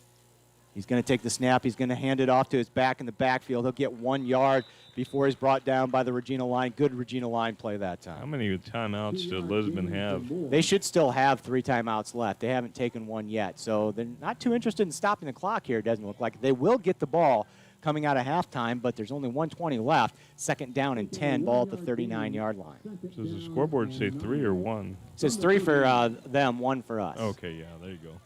So they send 1 receiver out to the right. Heavy I formation. Clark is the fullback. Moore looks like he's probably the tailback. Bennett in motion. Going to pitch it to Bennett. Try to get him outside on the right-hand side. He's got some running room. 1 man to beat. He makes him miss. Aitchison tries to go for him. No good. And Aitchison does get him out of bounds. 1st down and 10 for the Lisbon Lion, close to the Regina 22-yard line. Unbelievable block by Clark on that running play. I mean, he just lit up somebody. I don't see who it was, but that's what created the seam for the back to get the yardage. Again, with that Clark, you just keep talking about him. Great player. 56-6 left to go in the first half. Lisbon at the 23-yard line of Regina. They're going to come out in I formation. 1 receiver out to the left. Clark is the fullback. Moore is the tailback. They send Bennett in motion again. They pitch it to him this time to the left-hand side. Coley makes him turn inside, and a good cleanup tackle right there by number 14, Carter Rios. And we're going to have a timeout called by the Lisbon Lions with 50.3 seconds left to go, 2nd quarter. Yeah, Lisbon's really got to figure out how to get it in the end zone, keep this game the way they want it going into halftime. And, Clark, on that particular play, same type of thing, blew up one of our players blocking. So this guy can run the ball, this guy can block for runners, and this guy does a heck of a job on defense. This is a big defensive series here for Regina, seeing how Lisbon does get the ball coming out of halftime. If they could at least keep them out of the end zone right here, that would be big for Regina to keep their 9-point lead going into halftime. If Lisbon scores here, at best it's a 2-point ball game. If they come out and put a score up right in the beginning of the 2nd half, the tide could change. Yeah, and that makes a whole 9-point lead versus 2-point lead. That's a whole different conversation, I think, in the halftime barn. But one thing I will say, though, is it doesn't make any difference. I think Lisbon's going to fight the whole way through, all the way through. So we've got 50.3 seconds left to go in the 2nd half. Regals lead, or first half, sorry, 2nd quarter. Regals lead 21-12. It's going to be 2nd down and 9. The Lisbon Lions are going to have the ball at the Regina 22-yard line. Ball's on the near hash mark. Theo Coley now runs off the field as Jack Tierney replaces him in more of a nickel formation for the Regina Regals. P.J. Conlon also listening in tonight on the Regal Cast. P.J., thanks for listening in. 2 receivers to the right for Lisbon, 1 to the left. Pistol formation, Moore behind Cameas. Really shouting out. They're going to hand it off to Moore, trying to stretch it to the right-hand side. Blake Chambliss meets him right there. Good stiff arm by Moore. Knocks Chambliss to the ground. Moore will fall ahead for about 3 yards, and Lisbon will take another timeout. Was that 34's Chambliss? Yep, that's Blake Chambliss. Yeah. He's getting some. He's really getting. Blake's getting a heck of a lot of experience here. Lisbon. He did a good job getting in the backfield right there. Moore's a pretty big kid. He's 5'11", 185. Put a good stiff arm on Chambliss, and he just went down. Well, I'll tell you what, the Lisbon kids are handy. And you sit there and know the wrestling tradition, but they do a great job with leverage. They do a great job with form tackling, and they got no problem applying the physical to you. My parents, Wilbur and Karen Triplett, also listening in all the way from Storm Lake, Iowa tonight. Listening in. Storm Lake, home of the BV Beavers. Yeah, we don't need to talk about them. Especially for all you Simpson people. I'm sure. Back when I was a kid, BV was decent. But they've been pretty bad at sports for a long time. They got those underground tunnels, Chad. School's underground. The whole business school's underground there. That's what I'm talking about. They're Beavers. What do you expect? That's how it goes. Grundy Center is up, I believe, 45-0 at halftime. Grundy Center is the #1 team in Class A, and I think they may have quite a route to the Dome. 3rd down and 6 yards to go for the Lions. Ball far hash mark. 2 receivers right, 1 out to the left. Pistol formation for Camellas. He's going to fake it to Moore. He rolls out to the right. He looks for his receiver in the end zone. Underthrows his receiver in the end zone. Pretty good coverage there by Regina, but it was kind of thrown back shoulder. He had an opportunity to catch that football. And he was double covered, but he slipped. I mean, I saw him slip before the ball even got there. I think the intended receiver that time was number 7. It was Cole Becker. So it's going to be 4th down and 6 for the Lisbon Lions. Ball on the Regina 19-yard line. Far hash mark. 37.8 seconds left to go here in the second quarter. Regina leads 21-12. 2 receivers to the left for Lisbon. Again, pistol formation for Camellas. Puts Bennett in motion. They don't go all the way to the right-hand side. They're going to fake it to him. They look back to the left-hand side to a screen to Clark. He bobbles it, incomplete pass. He was going to get lit up right there by number 50, Jackson Marks, if he did catch that football. So the Lions turn the ball over on downs. Well, that was a missed opportunity for the Lions. Take over on downs, 1st and 10. Now, what's Regina going to do here with 30 seconds? And down it? I'm going to guess they're not going to be too ambitious right here. The last thing you want to do is turn the ball over again, give the Lions a chance to score. 32.9 seconds left to go. Regina leads 21-12 in this battle of top 10 teams. I think they're going to down it. I'd down it. That's what I'd do. I would too. They come out with trips to the right, 1 receiver to the left. Back in the back. Is that Quinlan in the backfield this time? Yes. So Quinlan back there with Cook. Cook takes the snaps. They hand it to Quinlan. He goes off the left-hand side. He'll have maybe 3 or 4 yards. I think we're going to have a hold against the Regals anyway, as the penalty marker comes down, thrown by the referee. Is that Udell? Holding on Udell? Yep, holding against the Regals. The clock stops with 27.4 seconds left to go. Each team with 1 timeout left. Now I think you just down it at this point and not take a chance. Well, I mean, you're getting backed up on a penalty. 10-yard penalty from the spot of the foul. Now their scores rolling in. Lewis Central leads Glenwood 28-0 in the first. Olwine over NFV. I'm not sure who that is. 16-15. West Delaware leads Waverly 14-0 in the first. So clock winds. 26 seconds left to go. This is where I'd like to see us go under center. Just take the snap and down it. But Ashton's still in shotgun. 2 receivers left, 1 out or right, 1 out to the left.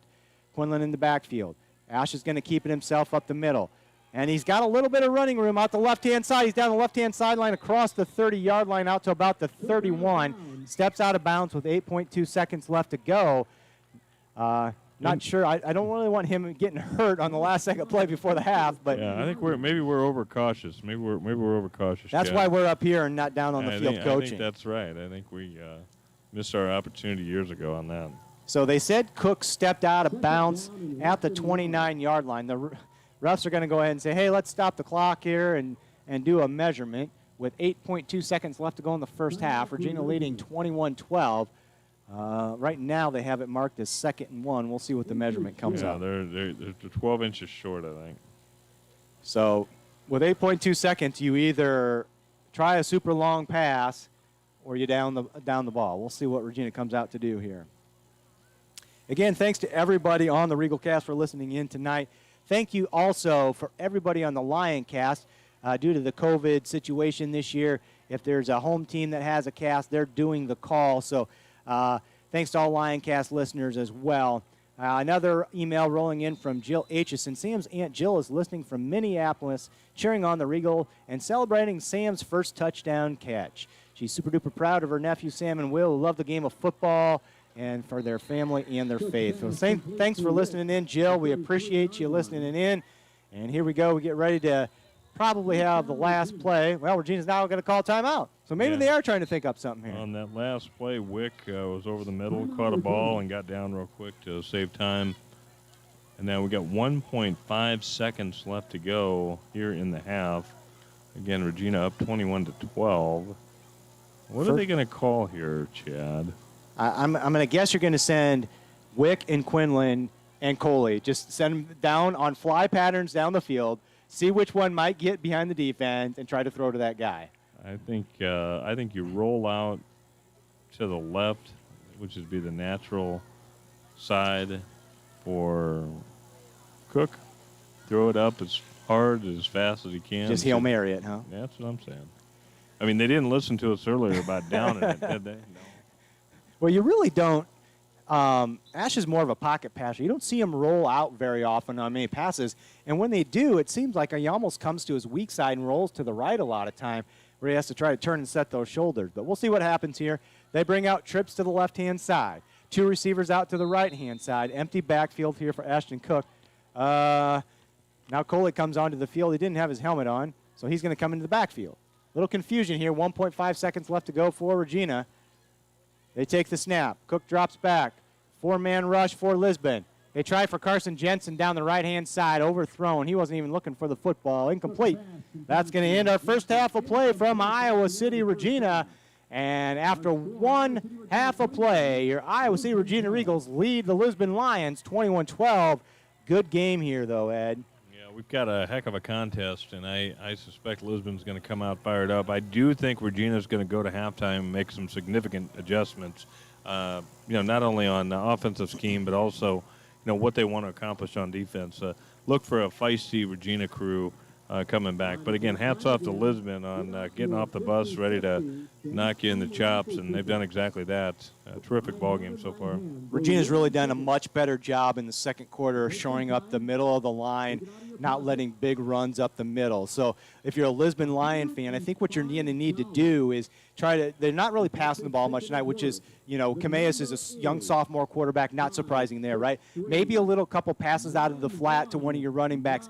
Try to get some of your athletes like Dishes, who's got some speed out there.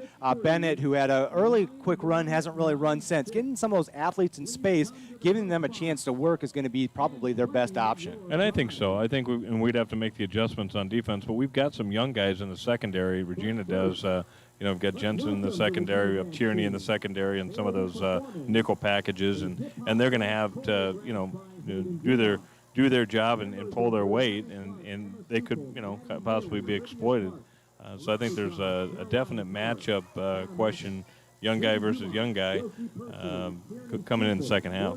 Got an interesting note here from the home office and Danny Davis. He's like, Waco has defeated Tri-County due to Tri-County quitting their game. According to the announcer, the quarterback and running back for Tri-County quit and went over and stood on the sidelines. Part of the backfield followed. The Tri-County coach talked to the rest of the team, played till half, and then they left and got on the bus.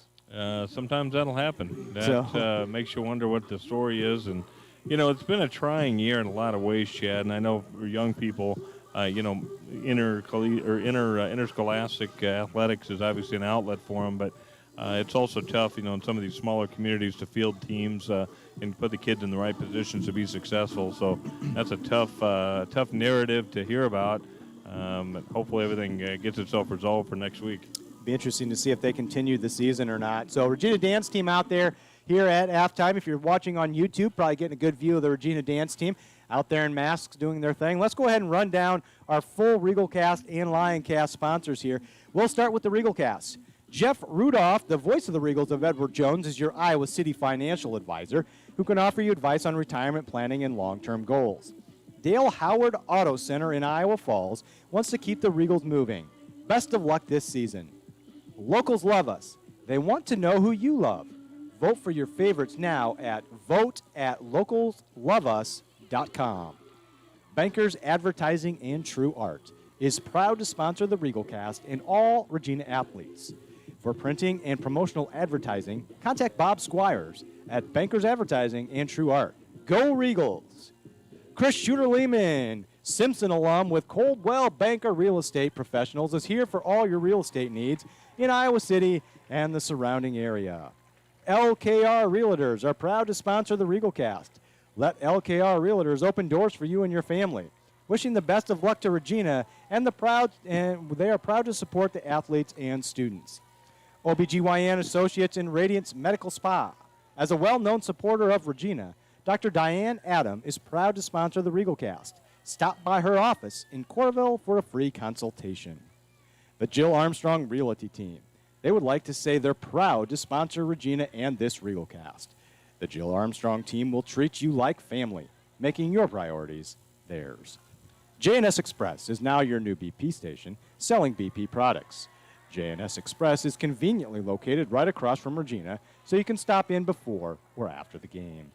Towncrest Pharmacy cares more about your health care. Located in Iowa City and Solon, Towncrest Pharmacy is proud to sponsor this broadcast. Best of luck to the girls and boys this season.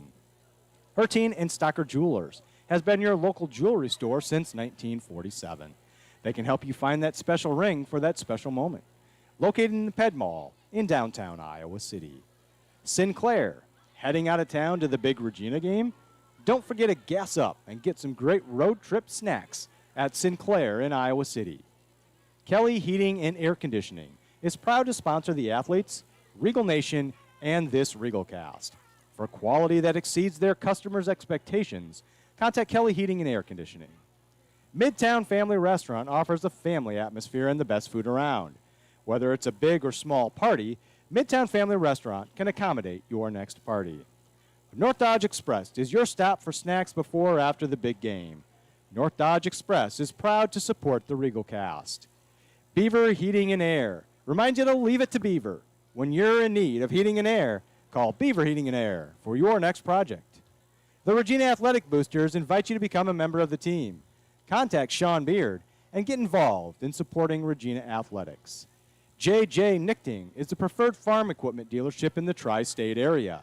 They offer experience, service, part inventory, and long-term commitment. See them in West Liberty, Tipton, Pilot Grove, Mount Pleasant, and Sigourney. And finally, Iowa City Brake handles more than just brakes. Need your oil changed? How about a mechanical or electrical problem fixed? Let Iowa City Brake diagnose your automobile and get it back on the road, running like a Regal. And now the LionCast sponsors. And thank you very much to the LionCast sponsors. We've got Iowa Physical Therapy offering a wide range of physical therapy services to get your athlete feeling better and stronger. Now with offices in Monticello and Mount Vernon.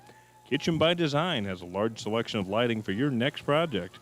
Best of all, they have locations in Davenport, Iowa City, North Liberty, and Cedar Rapids to serve you.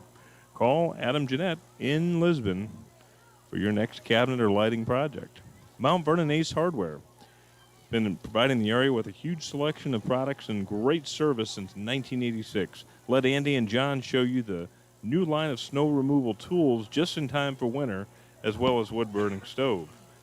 We've got Bridge Community Bank, an employee-owned bank serving your banking needs in 3 locations: Solon, Mount Vernon, and Mechanicsville. Member FDIC. Gary's Foods in Mount Vernon is your local family-owned grocery store that has served the area since 1971. See Gary's for the best quality meats, produce, deli, and bakery goods. And also Elite Plumbing believes a flush beats a full house. Again, see Nick at Elite Plumbing for your next project. We've got about 8:30 left to go here at halftime. We've got Regina up 21-12 here in Iowa City at Regal Field. We've got the wind headed to the north. We've got folks moving around quite a bit. A full house, really, by COVID standards. Everybody is spacing properly, but you can see them from the parking lot all the way over to the track. Just a terrific crowd tonight. People really doing a nice job of spreading out. Kids doing a nice job of spreading out. But it's great to see people out and about to support Regina, and also our Lisbon friends across the way supporting the Lions here on a beautiful Friday night in Iowa City. If you're a Lisbon listener not familiar with the Iowa City setup, the press box and stands kind of up here on top of a hill, kind of goes down into the football field, which sits in a lower bowl here. Softball field right behind it on the Lisbon side, behind the Lisbon bleachers. The baseball field off to the left-hand side of the football field. The track off to the right-hand side of the field here. The field looks fantastic. There's an arc cross right in the middle at the 50-yard line closest to the Regina bench. Almost looks like a turf field. Really shortcut grass, perfectly green, not a lot of dead spots out there at all. Really fast track out there for these players tonight as well. As Ed mentioned, the wind's blowing it pretty good, about 15 miles an hour, but really hasn't been a lot of passing in this game tonight that's really affected by the wind so far this evening. So if I'm seeing anything, going to guess Lisbon's going to keep the ball on the ground pretty much most of the second half. Regina might try to mix it up a little bit more, but we'll see. Yeah, I think there's obviously going to be some adjustments made. This coaching staff really is one of the best in the state at Regina, and they're going to make the requisite adjustments. I really would like to see the offense open up. If you look at some of the scoring, I mean, it was a result of Cook, on a keeper. Some of the gains were, Cook on a keeper, and that's not, I don't think, the design that they're looking for, especially in this ball game. If they can get some guys out into space, as you would say, we can be in a better position. But, Coley straight line has been running really, really quite well. If we can get him out to the corners, I think that's going to be an important opportunity and option. Great to see Aitchison. I'd like to see Chambliss get some touches. It'd also be nice to see some of the young guys get themselves in. We saw a little bit of a Danny Gavin, last week on the running back position. That would be helpful as well. One shout out to our Iowa City Regina Junior High. They had games this week with Anamosa and West Liberty. 7th grade had setbacks in both ball games, but certainly learning a lot, doing exceptionally well, and staying together. 8th grade, they were victorious in both ball games, including a 32-16 win at West Liberty last night, moving their record to 3-0. The 8th grade has been coached by the legendary Marv Cook this fall, due in part to a truncated schedule. So very, very pleased to have Coach Cook, as well as Dan Aarons on the 7th grade, helping these young junior high kids who will be the pipeline for Regina football coming down the pike. Another email coming in here. Former player here for Regina, Luke Stein, listening in tonight from Ames. He says, go Regals, and also go Clones, hoping they beat TCU this weekend. Just a rundown on some of the scoring in the first half. Regina had the ball first. They turned the ball over on downs. And then Clark had a big 43-yard touchdown screen pass for Lisbon that put them up 6-0 with 2:47 left to go in the first quarter. That was the only scoring for the first quarter. But early, first play in the second quarter, Drew Cook, like you talked about, a 10-yard quarterback keeper for the touchdown. Extra point was good, put Regina up 7-6 with 11:55 left to go in the second quarter. But then on the ensuing kickoff, Dishes with a 90-yard touchdown return on the kickoff for Lisbon. They went for 2. It was unsuccessful. So with 11:41 left to go second quarter, Lisbon led 12-7.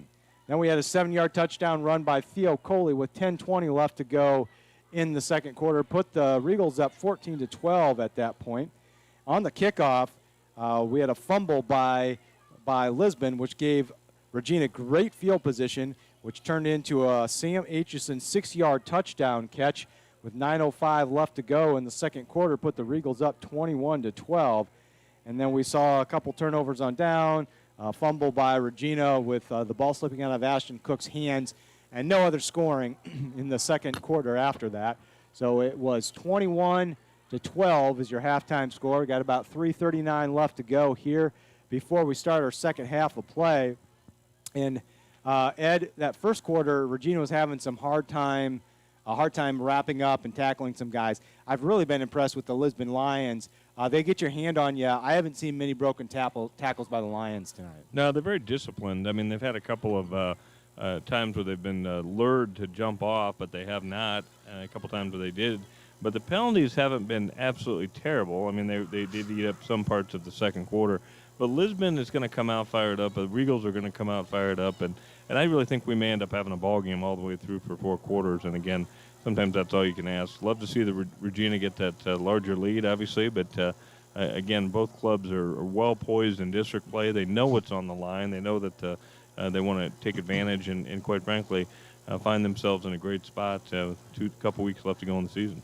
Well, and because of the COVID situation and the different scheduling this season, everybody is going to make the playoffs this year. So talking to Coach Hinkle earlier in the week, it sounds like there might be some buys, maybe 4 to 5 buys, and Regina's playing for one of those buys. So more than likely, the district winner here would get that bye. So if Lisbon comes away tonight, they might get that bye. If Regals come away tonight, they might get that bye. And that's that big, what's on the line that you were talking about. So this is an important game here right now. Lisbon does have to play Wapello yet in their last ball game of the season. Wapello's a pretty decent team. Now, they did lose their starting running back in that game against us, which was a big loss for them, but they've still got some pretty athletic kids that can run the football. So the Wapello game might be a good game for Lisbon as well. But I think they have North Cedar remaining too, which probably shouldn't put up much of a challenge for Lisbon. So big game for both teams tonight. Yeah, I think this is really one of the better district matchups probably for the season. And again, we go, on paper, and again, these are kids playing kids, but, on paper, as we go to Columbus Junction, we go to Highland, you would think that we may be able to overmatch both of those ball clubs, and they've had struggles this year. But again, that's the reason why they play them. You never know. All of a sudden, somebody gets hurt, something goes wrong, some kind of change, and next thing you know, you've got it going. But I think we've got a real opportunity in the second half to try to come out and spread the ball around, to really diversify the offense a little bit. I suspect that Coach Hinkle will go back to the drawing board a little bit, look for some ways to get into space, as you would say, Chad, and create some havoc. So some other scores rolling in. New London leads Winfield Mount Union. Galen Catholic leads Belmont 13-7 at half. Springville falling behind Don Bosco now. Don Bosco out to a 46-20 lead in that game. North Tama and West Burlington Notre Dame tied 14 at the half. LBL leads Sheraton 13-0. West Delaware leads Waverly Shellrock 21-0. Northland over Edco 21-0. 4 minutes left in the first half. Crestwood leads New Hampton 19-7. Decorah over Charles City 14-0. At the half, Marshalltown and Ottumwa are tied at 21. Clear Creek Amana over Newton 14-0. And Denver leading Central Springs 41-0. Pella leading Carlisle 10-0. Some of the other scores around the state this evening. Yeah, and I suspect a lot of these schools, with maybe the exception of Iowa City, Des Moines, and Ames, I think are playing, unless they've got individual COVID outbreaks. But even now, as the rate starts to fall, it'll be interesting to see what transpires in Ames and Iowa City. I know Des Moines is fighting a little bit and may end up having their business decided in November, which would be well after the football season into basketball. But, generally speaking, as we kind of guide ourselves through the pandemic and look for interscholastic athletics and performing arts to be, part of a kid's opportunities, it'll be interesting to see how they all shake out here in about another month. So 2:54 left to go before we start the second half of play here. Interesting to see Pac-12 came out, this week and also said they're going to run a 7-game schedule after the Big Ten came out and said they were going to run an 8-game schedule as well. So I'm just hoping, you got a month before the Big Ten starts playing, hoping they can keep the kids kind of within their own team as much as possible. Let them do some virtual learning to keep these kids away from COVID so we don't have an outbreak before the season even starts. Yeah, that would be ideal if you can get them isolated and that type of thing. I found it kind of interesting. Notre Dame started off really, really quite well without having any cases at all, that type of thing.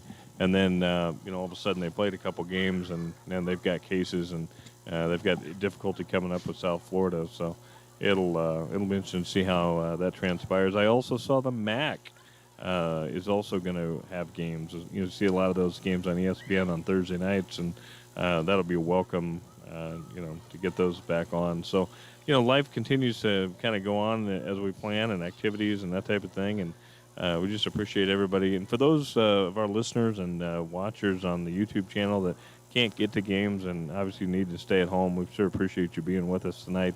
Appreciate your support also of the YouTube channel and also of the Regal Cast, brought to you in part by Danny Davis and our Mediapolis friends across eastern Iowa and throughout Iowa. So 1:25 left to go before we start our second half of play here from Iowa City, Regina. Quick game reset. Regals lead this game 21-12. The Lisbon Lions will get the ball coming out of second half here. So they'll have the first opportunity to try to pull within 1 to 2 points here of Regina. A couple other scores rolling in here before we get started. Jessup leading Osage 13-6 at the half. Beckman over Durant 14-9 at the half. Central Lee leads Eddyville Blakesburg Fremont 22-7. Wapello taking care of Columbus Junction 49-0. 7:57 left to go in the third quarter. And Anamosa Makokata tied at 6. And Xavier leads Oskaloosa 31-0 at the half. 40 seconds left to go, and we'll have more football here for you from Iowa City, Regina. Again, a beautiful night here in Iowa City. Temps in the upper 60s, winds out of the south-southeast at about 10 to 15 mile an hour, coming left to right if you're listening on your computer screen. Regina will be kicking off with that wind helping left to right here. It'll be number 10, senior left foot kicker Alec Wick kicking off for Regina. Back deep for the Lions. They'll have two receivers back there trying to get some numbers here. Looks like one of them might be Moore, and I can't tell if the other one is Dishes or if the other one is Bennett from here. Kind of hard to tell.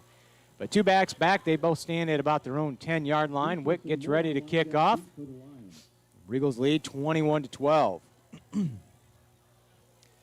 12 minutes on the scoreboard. Referee gives the whistle, and here we go. Wick puts his foot into it. He drives a deep kick straight down the middle of the field, bounces into the end zone for a touchback. So the Lions will have the ball 1st and 10 in their own 20 coming to start the second half. I think if Wick wanted to, Chad, I think Wick could put it into the track. I think if you really put all of his leg into it, he could put that football on the track. As we mentioned, he's one heck of a soccer player, and he can certainly generate some velocity behind that football when he gives it a boot. So 1st down, 10 for the Lisbon Lions. Ball directly middle of the field. They come out, going right to left. Heavy line. Becker, left-hand side, the one receiver out to the left. I formation for Cameas. Cameas looks over the defense. Lineman down, 3-point position. Going to hand it to the up back. Going to get no yards right there. Stood up by Josh Gaffey, Aiden Udell. Lineman just all over the running play there. Not much of a game. Yeah, that's a great way to start for the Regina defense. Need to set the tone right away and get the second half off the way they need to. Again, we talked about this at halftime. I think Lisbon needs to try to not pound up the middle so much. Try to catch that edge, get the ball to their playmakers outside a little bit, try to stretch the Regina defense. Regina can be had on the edges sometimes. I think that ball carrier was Jamian Moore, junior running back, 5'9", 125. Pistol formation this time. One receiver, one route to the right, one to the left. One back in the backfield behind Cameas. Cameas looks over the defense. He's going to take the snap. He's going to look for a pass this time out to the left-hand side. He's got a receiver out there. That ball might have been tipped by Josh Gaffey. If not, Cameas isn't very tall. He's about 5'4". Gaffey's about 6'3" and was standing right in front of him. Hard getting it over Josh Gaffey. Yeah, you can see Coach Mitchell as well as Coach Dumont with a little bit more vigor starting off here the second half. Jackson Mills coming off. We've also got a Danny Gavin staying on as they adjust the defense. Danny Gavin, this terrific sophomore linebacker, is in the game, as well as Blake Chambliss. Alec Wick. 3rd down and 10 here for the Lions. Two receivers right, pistol formation for the Lions. Kamea sends a man in motion. They're going to roll him out to the right-hand side. He's looking for a receiver. He's got a receiver out to the right who makes the catch, only gains about 3 yards right there. Yeah, Blake Chambliss was right there. Good defense. Gladwin was a receiver right there, gained 3 yards on the play. So it's going to be 4th down and 7, ball at their own 23-yard line. So Lions are going to look to probably punt right here. I'm going to guess it's going to be number 54, Truman Crow, comes out to punt for the Lions. Back deep for the Regals, number 3 senior Levi Quinlan. He'll stand at the Lisbon 45-yard line. Carter Rios and Adam Connell in on the kickoff return team. His kick is another good one over the head of the receiver. It's going to take a nice Lisbon Lion bounce. It'll bounce into Regina territory and out at about the Regina 42-yard line. So the Regals have good field position to start their first possession of the second half. Yeah, and this is, like I said, halftime. This is our opportunity to really establish something right away. Now, you know, this is simulcast, so our Lisbon friends are probably thinking, all right, what's this defense going to do right here to set the tone? Again, they've just done a terrific job of form tackling and staying disciplined through hard counts and that type of thing. Let's see what they do. Ball on the far hash mark for the Regals. They'll come out and send Wick and Quinlan to the left-hand side, Aitchison and Chambliss to the right-hand side. Coley in the backfield, left hip pocket of Ashton Cook in shotgun formation. They'll bring Wick slow motion. They'll look to the right-hand side. Cook is back. He's got a receiver across the middle. It's caught by Alec Wick. Wick breaks out across midfield. He's down to the 40, and he's going to get tackled at about the 36-yard line. Good job by Alec Wick right there, reaching behind him, pass a little bit behind him, comes up with it. Well, I thought Will Bennett might have had a hand on that. You know, you look at that, Will Bennett was right on him. Might have even got a finger on it, but again, it got to Wick, and Wick with a large gain, 1st and 10 Regals. They get the ball into Lisbon territory all the way down to the Lisbon 36-yard line. 1st and 10 Regina. 10:40 left to go third quarter. Regina up 21-12, trying to tack on another touchdown. 2 receivers left. 2 out to the right. Coley in the backfield with Cook. Sends Chambliss in motion right in front of Cook. He'll go to the left-hand side of this far side of the field. Cook looking to pass again. Quick pass out. Good catch there by Sam Aitchison. Had a little bit low, had to lay down to get it. Picks up a few yards, maybe about 4 to 5 yards on the catch. Yeah, good athleticism by Sam to get that ball. It wasn't put right where he wanted it. He had to kind of do a somersault to get it, but nonetheless, number 21, Sam Aitchison with the reception. 2nd and 5. Ball at the 31-yard line. Trips to the left, 1 receiver out to the right. Cook tries a hard count. They don't jump. He looks over to Henkel to get the play. Coley's on the left-hand side of Cook. 9:50 and counting in the third quarter. Cook takes the snap. Coley, room off the left guard. He cuts up the middle, makes one cut back to the middle of the field, and Theo Coley is all the way down into the end zone. 31-yard touchdown run. Theo Coley, like you said, Ed, if he gets a seam up the middle, he's tough to bring down. Yeah, I talked about 18 inches, and Gale Sayers inspired 18 inches, and I tell you what, he just had about that, and that's all he had to do. He turned his shoulders and just put the jets on and straight to the end zone for the 6. So the Regals do tack on another one to extend their lead here as Wick comes out to attempt the extra point. 9:40 left on the clock here in the third quarter. Good snap. Kick is up. It's through the middle of the uprights. And with 9:40 left to go in the second quarter, Regina extends their lead 28-12 over the Lisbon Lions. Yeah, that's absolutely terrific run by Coley, and he's such an exciting player. Score update, Williamsburg is up 10-0 on Mid-Prairie at halftime. Boy, oh boy, Theo. I mean, how many touchdowns? He came into the game with 9 touchdowns on the year. That's, what, 11 now? Yeah. We did a really good job there. He had an initial pretty good hole coming off the left guard, then did a little stutter step move about 7 yards down the field, made a guy miss, and then just turned on the jet straight into the end zone. Got met by a couple safeties right about the 1 to 2 yard line, but pulled them into the end zone. Yeah. Good job by Theo Coley. So 28-12 is now your Regina lead with 9:40 left to go in the third quarter. Alec Wick will bring the Regals back out to kick this one off. Back deep for the Lions.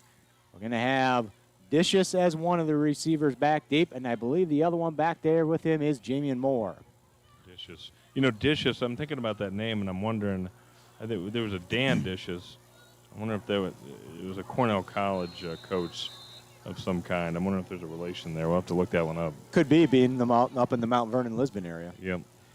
Wick kicks it, another high, deep kick close to the goal line, fielded at the 1 yard line, and Dicius is going to bring it out. He's got a seam to the left-hand side again. He gets the edge. Better, strong hit right there by one of the Regals, drives him out of bounds. Was that Jackson Hamilton that made that, or was that Carter Rios? That was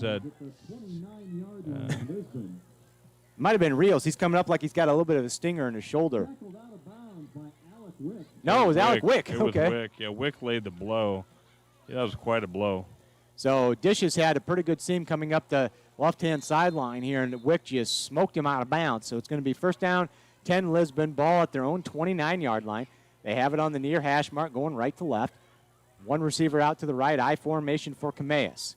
Looks like Clark is the fullback this time. Cameas gets it. Bennett goes in motion. He's going to turn around, hand it to his tailback. His tailback makes one cut, gets out to about the 34, maybe the 35-yard line there. I believe that was Moore who was the ball carrier. Yeah, Lisbon is content to grind it. If they've got their way, they're going to continue to grind on our defensive line. One thing I've noticed is that Dumas and Mitchell have gotten the D-line to cut their splits down a little bit. They were a little bit more spread out in the first half. 2nd down, 5 for the Lions. Ball, middle of the field. One receiver, Becker, out to the left. I formation again for Camillus. Clark, the fullback. Moore in the backfield. They'll turn and hand it to Moore. Moore bowls forward. He loses the football. It might be a Regina football. It is. A fumble by Moore, recovered by Regina. Wow, what a very unfortunate turnover for Lisbon. Coming down, who was that, 16? Somebody's hurt. As that Moore was the ball carrier. Here's number 16, getting up a little bit gingerly here for Lisbon. He is standing. He rolled an ankle. Yep, and walking towards the sideline. I think he's going to be okay. He got the handoff, got met right at the line, was trying to fight for a little bit more extra yards, kind of coughed up the football, and then got rolled up on that ankle, I believe. He's going to stay out on the field on defense. So. Yeah, but hats off to Regina defense for punching that ball out. The coaches teach that. I watch it every day at practice, and that's something that you love to see as you're in the second half, trying to create a lead that widens this game out. Moore does go to the sideline now. Regina's going to have 1st down and 10, ball at the Lisbon 39-yard line. Trips to the left, one receiver out to the right. Cook tries a hard count. He'll take it. He'll hand it to Coley. Coley up the middle, wide seam up the middle. He's cutting to the left-hand side of the field. He's to the 25. He gets the outside 20. Theo Coley for a 39-yard touchdown run to the far side of the field. Unbelievable. I mean, absolutely unbelievable run. He literally did a total end around an entire defense. Wow. It takes the Regals less than a minute to score another touchdown after the Lisbon turnover, and the Regals take the lead 34-12, pending the extra point. Wow. Man, great shifty running there by Theo Coley, and he is just lightning quick when he gets that edge. Yeah, he does, and he gets those arms pumping, and he gets those thighs up to his chest, and it's all over. Wick's kick is good. So with 8:40 left to go in the 3rd quarter, Regina stretches the lead 35-12. Man, that's fun to watch. I'm going to love to see that on film and just think, wow. And I was asking Marv, just a little bit of context, I was asking Marv last week about Theo and, what type of post-secondary athletic opportunities that may exist. And, he's the kind of kid that just really would, and I even look at him as a defensive player, Chad. He's the kind of kid that at the college level really do a bang-up job. He's so athletic, and he's still learning the game. He's still figuring it out. But my goodness gracious, I think he really helped somebody out, whether it be junior college, whether it be D3, D2, that type of thing, NAI, whatever it's going to be. I just think he'd do a great job. So this is going to be a big possession for Lisbon right here. The game's starting to slip away a little bit. And like we've talked about, Lisbon's a ball possession type of offense. They're going to need to try to get their playmakers out to have a big play here to score a touchdown with, still some time left on the clock. They really can't have an 8-minute drive and take up the rest of the 3rd quarter and come down and score a touchdown because they haven't been able to stop Regina's offense so far in the last few possessions. So big possession here for Lisbon. Yeah, it is. Excuse me. I think there's no question that they've got to do something here with 8 minutes left to go in the 3rd quarter. Otherwise, this could get blown and wide open and the young guys start to play. But I don't discount the fight here in the Lions. Wick with a little pooch punt this time, fielded by one of the upbacks. Gets it at the 25, slips as he goes to run up the far side of the field, and they'll get it out to about the Lisbon line, 28-yard line. Do we know when that number 1 quarterback got hurt? Was it in the West Liberty game? Do we know that? I don't think so. I think it might have been during the week, but I'm not 100% sure on that. Yeah, I think you'd look at it, and the guy that's been doing it has done a good job, but you think about a Gavid Wollum, you think about a Max Cole. I mean, you got Clark doing everything he can. And Wollum had, 140 rushing yards on the season, too. So he was probably another dynamic in that backfield where Camillus hasn't really run tonight. So that's right. I formation for Lisbon. They send a man in motion. That's Dishes. They're going to keep it and pitch it out to Moore. That's probably not Moore. We got a flag in the backfield. We got a Lisbon Lion all the way out across midfield, but I think this is going to be coming back probably on a hold. It was a hold thrown by the referee, so this one's coming back. Well executed play. Just a hold on the offense. So 8:29 left to go, second quarter. Regina up 35-12. Lisbon breaks a big run right there, but maybe aided by the holding call. So they're going to get backed up another 10 yards. Northland 22, Edco 7. 43 seconds left in the half. Cascade all over Wilton 27-6. Highland scores again. They lead North Cedar 33-14 with 7:52 remaining in the third quarter there. Regina gets the ball. They're going to have first down and 10. Ball at the Lisbon's going to have the ball, Ball at their own 28-yard line. First down and 10. One receiver out to the left. I formation for Camillus. First down and 20 after the penalty. One man in motion. Camillus takes the snap. He hands it to the fullback. No, he fakes it. He's rolling out to the left. Camillus keeps it this time. He gets it out past the 20, out to the 25 before he's thrown out of bounds by number 40, Carson Jensen. So there's Camillus' first keeper of the evening. Yeah, Carson did a nice job of following him. Good pursuit angle and just kind of threw him to the sideline.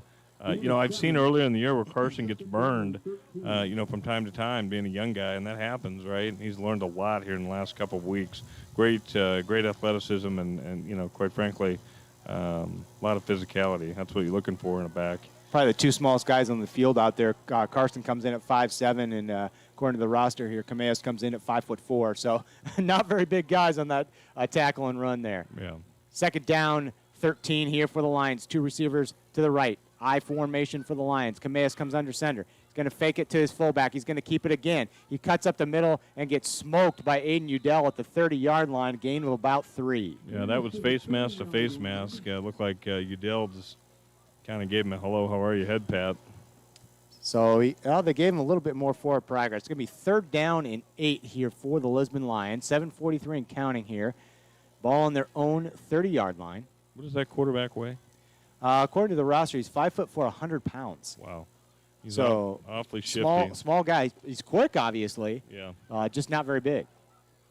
So Lions come out, ball in the middle of the field. They send one receiver out to the right. I formation again here for Camillus.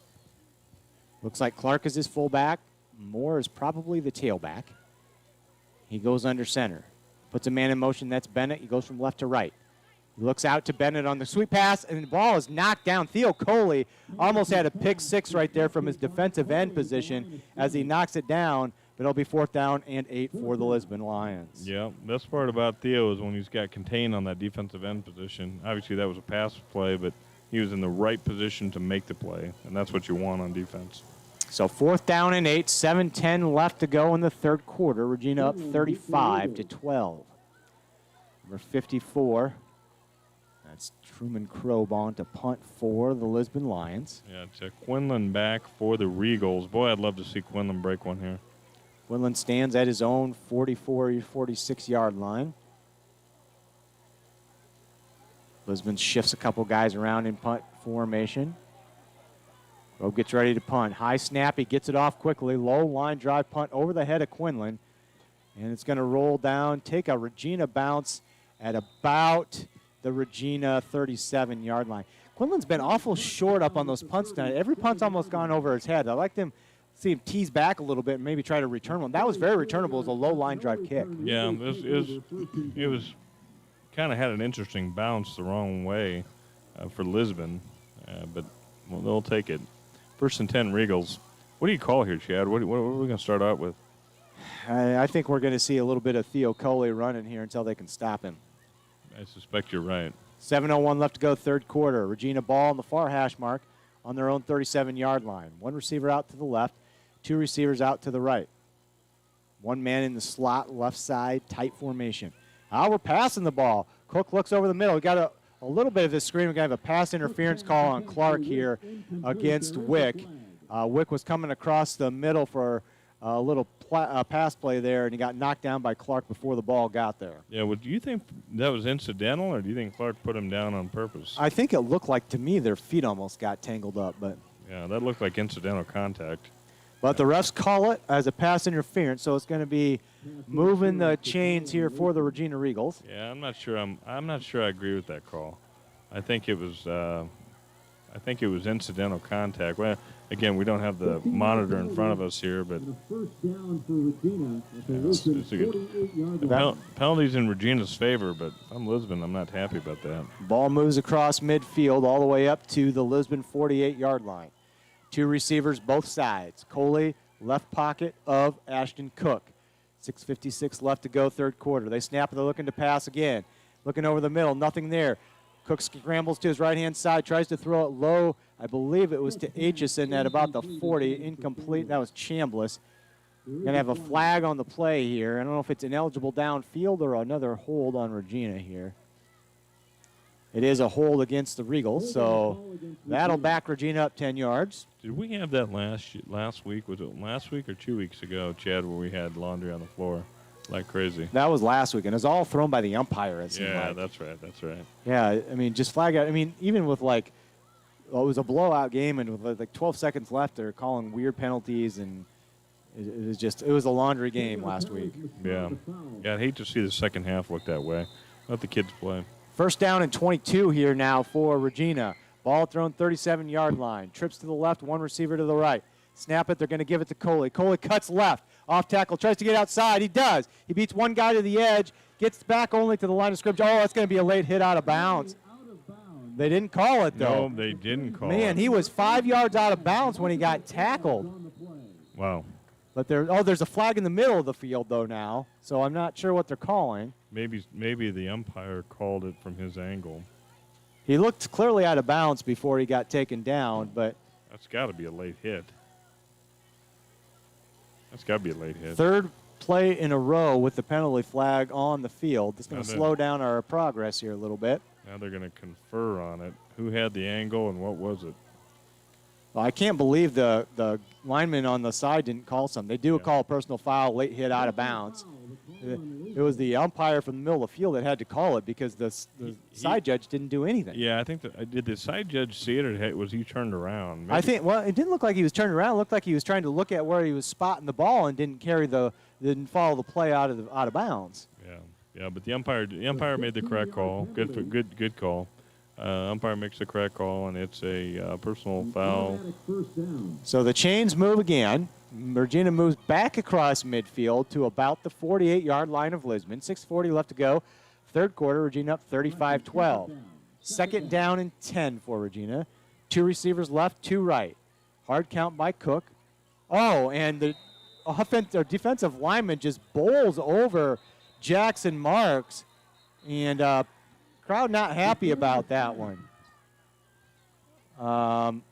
I don't know if they thought Jackson Mark moved, so he thought he was going to bowl him over, but Braxton Kurtenbach gave him a lot to think about there. That's he's going to go. Yeah, he's over to the sideline getting a talking to. Was it Jackson Mark or Shetler that he hit? I think so. I thought it was the center, but I'm not sure. Either way, in the NFL, that's what you want to do. You see movement, you bowl them over. In high school, you don't need to do that because as soon as you cross the line, you're done. Yeah, that's a tough one. Kurtenbach's a senior, 5'10", 235. They actually called the penalty on Regina there, though. Oh, wow. So they said it was a false start against Regina. I'm not sure that the nose guard needed to run the guy over, though. The ref should have, technically, if there was a false start, the ref should have blown the whistle before the guy bowled him over. This is getting spicy. Ladies and gentlemen, this is getting spicy. You can see the Regina sideline upset with the side official. Got some chirping going on between both clubs. Yeah. So that is the fourth consecutive play with the penalty flag on the field. So it's second down and about 14 or 15 for Regina. Ball's at their own 46-yard line. One receiver left. Well, actually two receivers to the right. They're going to fake it to Coley.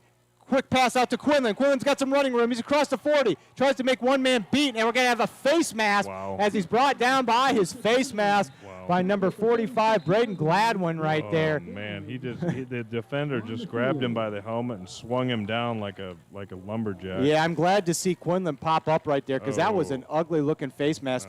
Quinlan was going straight, and Gladwin grabbed him and threw him backwards, and Quinlan's head just snapped. This is the type of stuff that can get you tossed. getting real spicy.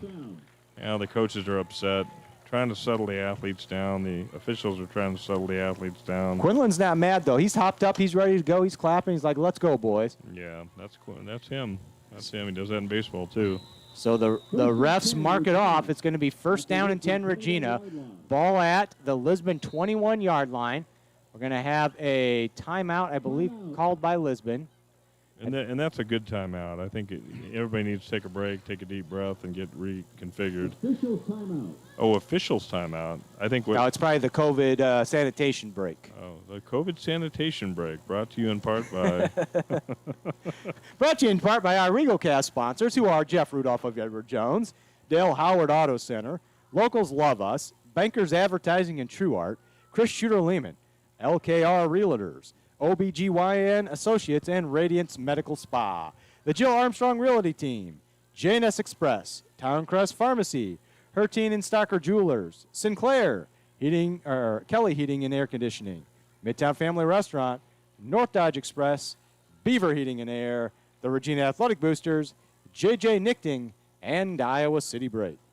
And we appreciate all of our Lioncast friends and sponsors of this simulcast: Iowa Physical Therapy, Kitchen by Design, Mount Vernon Ace Hardware, Bridge Community Bank, Gary Foods in Mount Vernon, and Elite Plumbing, all helping out with the Lioncast. And again, this is a simulcast for both communities here on a beautiful Friday night in Iowa City at Regal Field.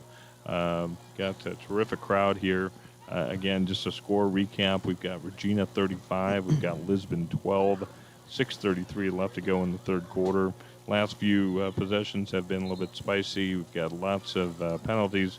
We're at the 2-minute COVID break here to get the athletes reconfigured, the balls sanitized, and get ourselves ready for more football. So it'll be first down and 10 for Regina. Ball at the Lisbon 21-yard line, going left to right on your computer screen. Ball's on the near hash mark, Regina side of the field. Trips out to the left. One receiver, Quinlan, out to the right by himself. Coley, the back in the backfield, right-hand side. Cook sends him in motion out to the right. He crosses the numbers. Cook's looking out that way. Tries to go over the middle. Ball tipped, and it might be intercepted by the Lions. They do. Yep. Ball was tipped over the middle, and I'm not sure who dove and caught that ball. The 6? Was it number? No. I can't see. But can't either way, ball tipped and picked off by the Lisbon Lions. So it'll be first down and 10 for Lisbon. Ball at their own 8-yard line with 6:28 left to go in the third quarter. They're down 35-12. Yeah, first and 10. Then again, Ashton's got 2 turnovers on the ball game. He's going to be thinking about that. So Cameos will bring them to the line. I formation. One receiver, Becker, out to the right-hand side. Cameos looks over the defense. Ball near hash mark. Sends Bennett in motion. Cameos takes the snap. He hands it to this fullback. Nope, he's going to keep it himself. Tries to get the right edge. Nothing there. Tackled by number 79, Aiden Udell. Gain of maybe 1 yard. Straight up the gut. I mean, there's nothing fancy about it, Chad. And Lisbon's looking to play basic football here. I got to think being down a little bit, maybe looking for some exotics or some different types of things. But again, if they're on their number 2 running back, number 2 quarterback, and I know I keep saying it, maybe they're just going to basic football here to try to establish a run game. I've only seen a little bit of him on huddle, but in that first quarter, Bennett had a big carry, and they've been putting it in motion and stuff now, and they haven't gone to him again the whole game. He looks like a good athlete, so I'm surprised they haven't gone to him yet. This time, pistol formation. They move Bennett in motion. This time, they are going to fake it to him. No, they do hand it to Bennett off of the motion. He gets stuck right at the line of scrimmage. He's going to lose maybe 1 or 2 yards. Me and my big mouth, he loses yards as soon as I say something. We're having fun. So they give him a little bit of forward progress right there. It's going to be third down and 10 for the Lisbon Lions. Ball at the 8-yard line, now on the far hash mark. Jackson Mills runs off as Theo Coley comes back into that defensive end position. All right, Theo, don't get sucked in. 5:05 in the third quarter and counting. Regina leads 35-12. Lisbon's coming out in a heavy set again. Becker out to the left-hand side, one receiver to the right. The I formation, Cameas under center. He takes the snap. He pitches it back. It's a halfback pass. Moore looking to pass. He's got a receiver down the right-hand sideline. just overthrows him.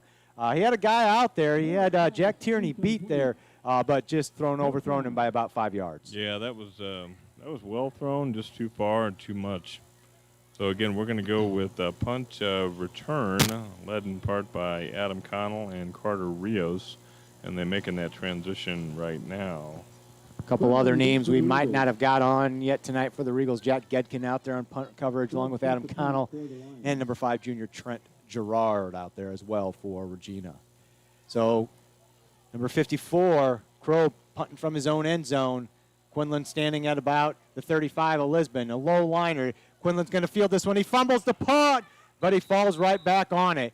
Lucky for Levi Quinlan, that ball bounced right back up to him. It'll be first down and 10 for Regina. Ball at the Lisbon 32. Yeah, that's a nice field position to be in. I'd like to see the Theo Coley show 18 inches right up the middle.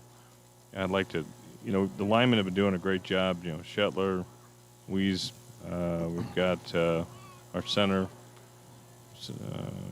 Center's Marks. Gaffey. They've all been doing a great job. Yep. But you get that 18 inches and see if Theo can go right up the middle again. 4:36 left to go, third quarter. First down and 10 for Regina. Ball at the Lisbon 32-yard line.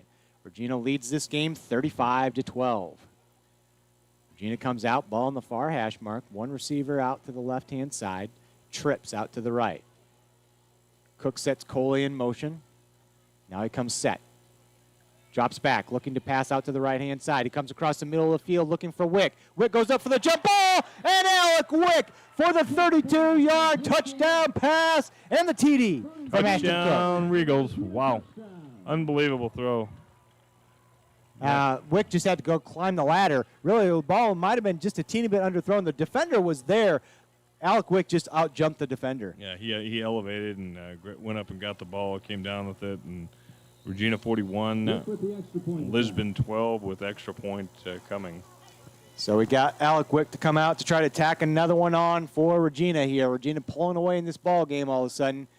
Snap is a little high. They get it down. Kick is up and just inside the left upright. So with 4:29 left to go in the second quarter, Regina leads this ball game 42-12. Yeah, and this is what we talked about at halftime. That you're going to get into a scenario now where some of the young guys can get in, see if what I see happening here is 4 more minutes of the third quarter being played out, and then as much as the fourth quarter with some of these young guys getting an opportunity to be great. I see a lot of freshmen down there, Chad, that are dressed, and so get some of those freshmen, sophomores, some time I think would be ideal. So Regina leads 42-12. Some other scores. Halftime Northland 22, Edco 7. Mapleton, Oblabo, Arthur, Battle Creek, Ida Grove. That's a mouthful. 63 to 14. A final Wapello over Columbus 49-7 running clock in that one. So Regina comes out to kick off here again.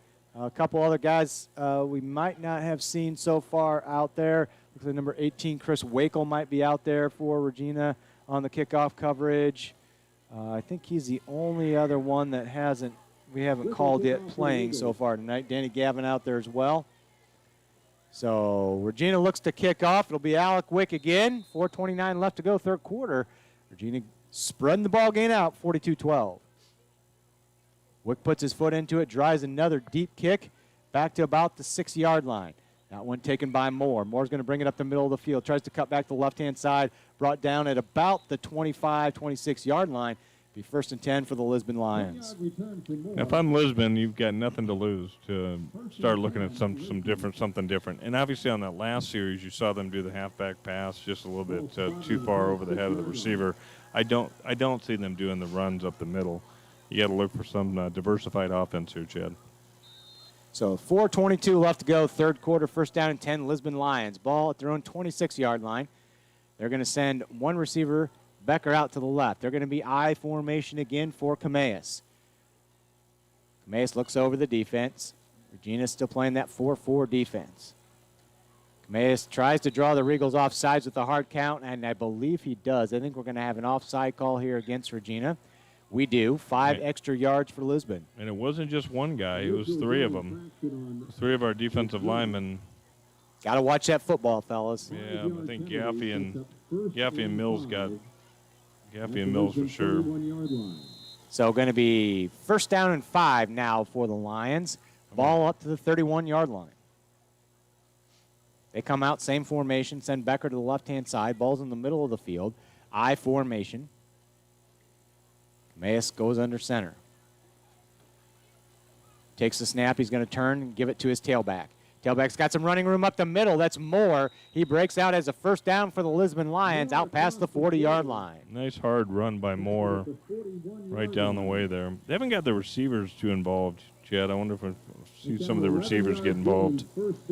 First down and 10 for Lisbon here. Ball out to their own 42-yard line.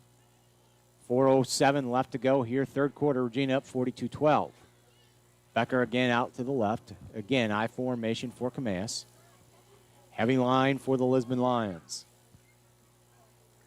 Camas turns again, hands it to Moore. Moore up the middle again. He'll sled for about 2, maybe 3 yards before he's brought down by Chambliss and Udell, along with Andrew Weiss. So second down, 6 left to go here. Maybe along 6, maybe 7 yards. Ball's at the Lisbon 45-yard line on the far hash mark. Again, they're going to come out in that I formation. And a lot of this heavy line I formation for the Lisbon Lions tonight. Camas comes down under center. He'll take the snap and hand it to his fullback. Fullback Clark fights off, breaks one tackle, gets close to another first down, gets the ball across midfield. Yeah, they might give that to him. Cross midfield to the 48-yard line. They're looking it over. Right now, it looks like they're going to mark him just short. So third down and short here for Lisbon. 2:54 left to go, third quarter. Danny Gavin kind of limping off the field a little bit there. Jensen and Wick in for Gavin and Jackson Mills. 3rd and 1. Ball just across midfield at the Regina 49-yard line. Same formation here for the Lisbon Lions. Camas is going to quarterback sneak this one up the middle. He'll have the first down for Lisbon as he gets the ball out to about the Regina 46-yard line. Good job by the Lisbon line pushing forward to get the sneak first down. I'm looking at Gavin down there. I think he's going to be okay. I think he's tweaked ankle or something. He's starting to rub it out. So first down and 10 for Lisbon. Ball at the Regina 46-yard line. They're going to come the same heavy formation here they've been doing. Lisbon Lions starting to lean on the Regina line a little bit this drive, moving the Regina Regals off. Blitz up the middle for Regina. They're going to pitch it out to Moore on the right-hand side. Moore has some running room down the right-hand sideline. They run him out of bounds. Probably going to be close to a first down, maybe a yard or so short. Yeah, it's about a yard short. Because the best chain gang in Eastern Iowa would have to drop the sticks. Those guys are going to hold on for dear life. Nice run. And they're marking it's really close to the stick. Referee says we're going to measure for it. So 2:04 left to go here in the third quarter. 42-12 lead for Regina. Just to remind you, thanks to Danny Davis back at Sportscast Media in the home office in Mediapolis and all the board operators tonight. They bring you these games to you each and every Friday night, along with the Regal Cast sponsors, who are Jeff Rudolph of Edward Jones, Dale Howard Auto Center, Locals Love Us, Bankers Advertising and True Art, Shooter Lehman, LKR Realtors, OBGYN Associates and Radiance Medical Spa, the Jill Armstrong Realty Team, JNS Express, Towncrest Pharmacy, Herteen and Stocker Jewelers, Sinclair, Kelly Heating and Air Conditioning, Midtown Family Restaurant, North Dodge Express, Beaver Heating and Air, the Regina Athletic Boosters, JJ Nichting, and Iowa City Break. And we also thank Iowa Physical Therapy, Kitchen by Design, Mount Vernon Ace Hardware, Bridge Community Bank, Gary's Foods, and Elite Plumbing. So second, we're going to see another Camas snake, and we're going to see another first down for the Lisbon Lions. Ball up to the Regina 34-yard line. Yeah, score update, South win 20 to 14 on their opponent. Wapello 49, Columbus Junction 7. 49-7, that's final. And then Xavier is 31-0 over Oskaloosa, and that's at halftime. 33-yard line of Regina. All right, here we go. First down and 10 for the Lisbon Lions. Ball at the 34 of Regina. I formation, one receiver out to the right. Bennett goes in motion back behind the tailback. They hand it to the tailback Moore. He gets met at the line of scrimmage, falls forward for about a yard, maybe 2. Might have an injured player down. We're blowing some whistles. No, we're just trying to tell the guys to separate here. No, they're grinding. These guys are getting tired, and they're grinding. This is kind of a tough period. A minute to go in the third quarter, grinding on the ground. So they do give him 2 yards on the carry. 2nd down and 8. Ball at the Regina 31-yard line. 1:25 left to go in the third quarter. Regina up 42-12.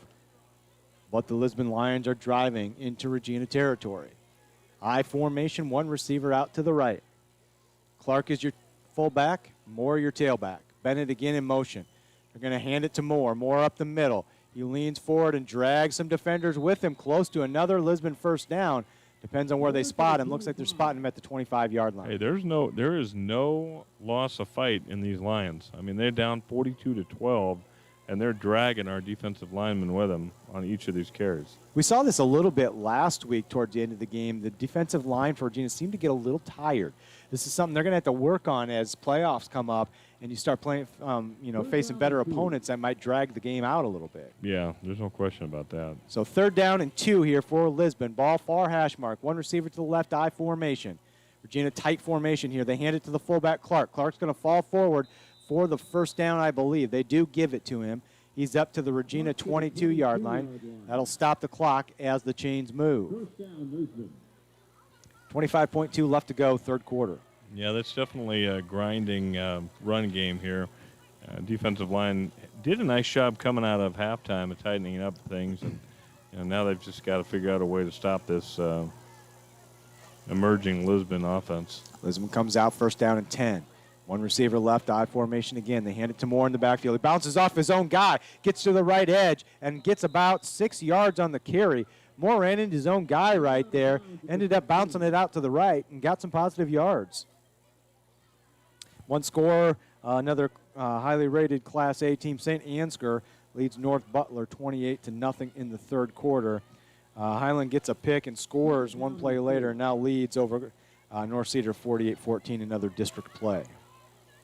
So North Cedar 2nd down and 4. Ball at the Regina 16-yard line.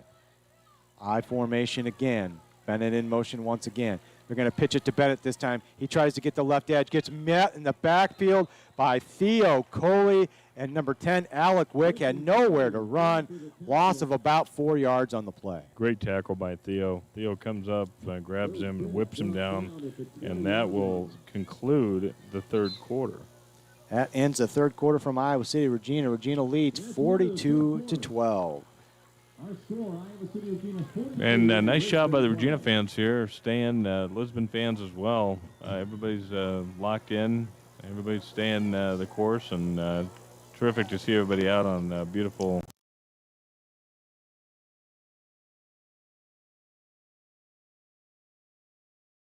Flag kind of hanging limp now over there. I think we're supposed to have another pretty nice day yet tomorrow, and then I think next week gets a little more fall-like in the temperature.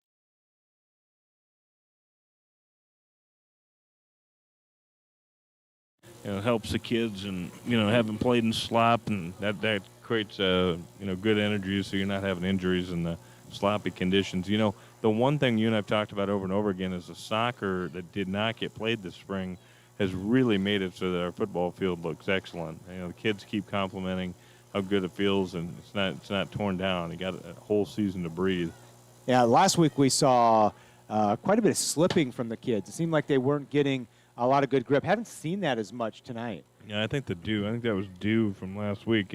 Any emails from any of our listeners? Oh, haven't had any emails come in soon, so getting ready to have one quarter of play here. If you go to theregalcast.com and hit the email us button, get your name out here. We'll let you know where you're listening in from. Everybody, thank you out there listening in on the Regal Cast or the Lion Cast tonight as we get ready for fourth quarter football here from Iowa City, Regina. 3rd down and 7. Ball at the 19-yard line for the Lisbon Lions. Again, I formation for Lisbon. Tight formation this time. One receiver out to the left, and the Lisbon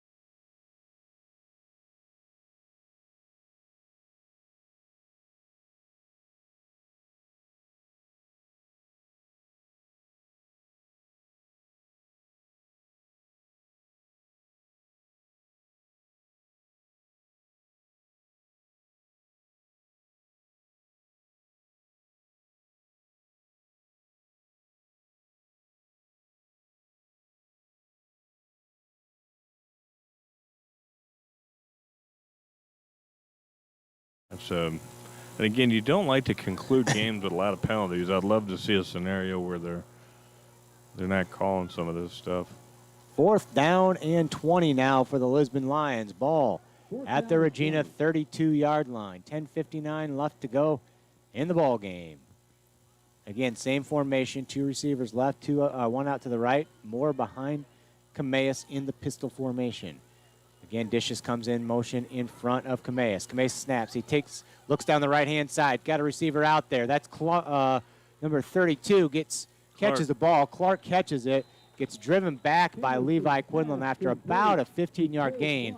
But it's not going to be enough for the first down, and Regina's going to take over on downs. Yeah, that'd be just like a punt. What are they going to be on the 20-yard line, maybe? Yeah.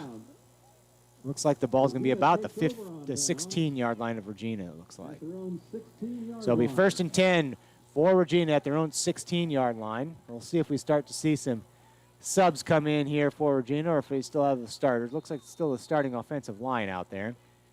And it looks like it's still going to be the starting skill guys coming out as well. 10:50 left to go in the ball game. Regina up 42-12. Final score, Cascade 30.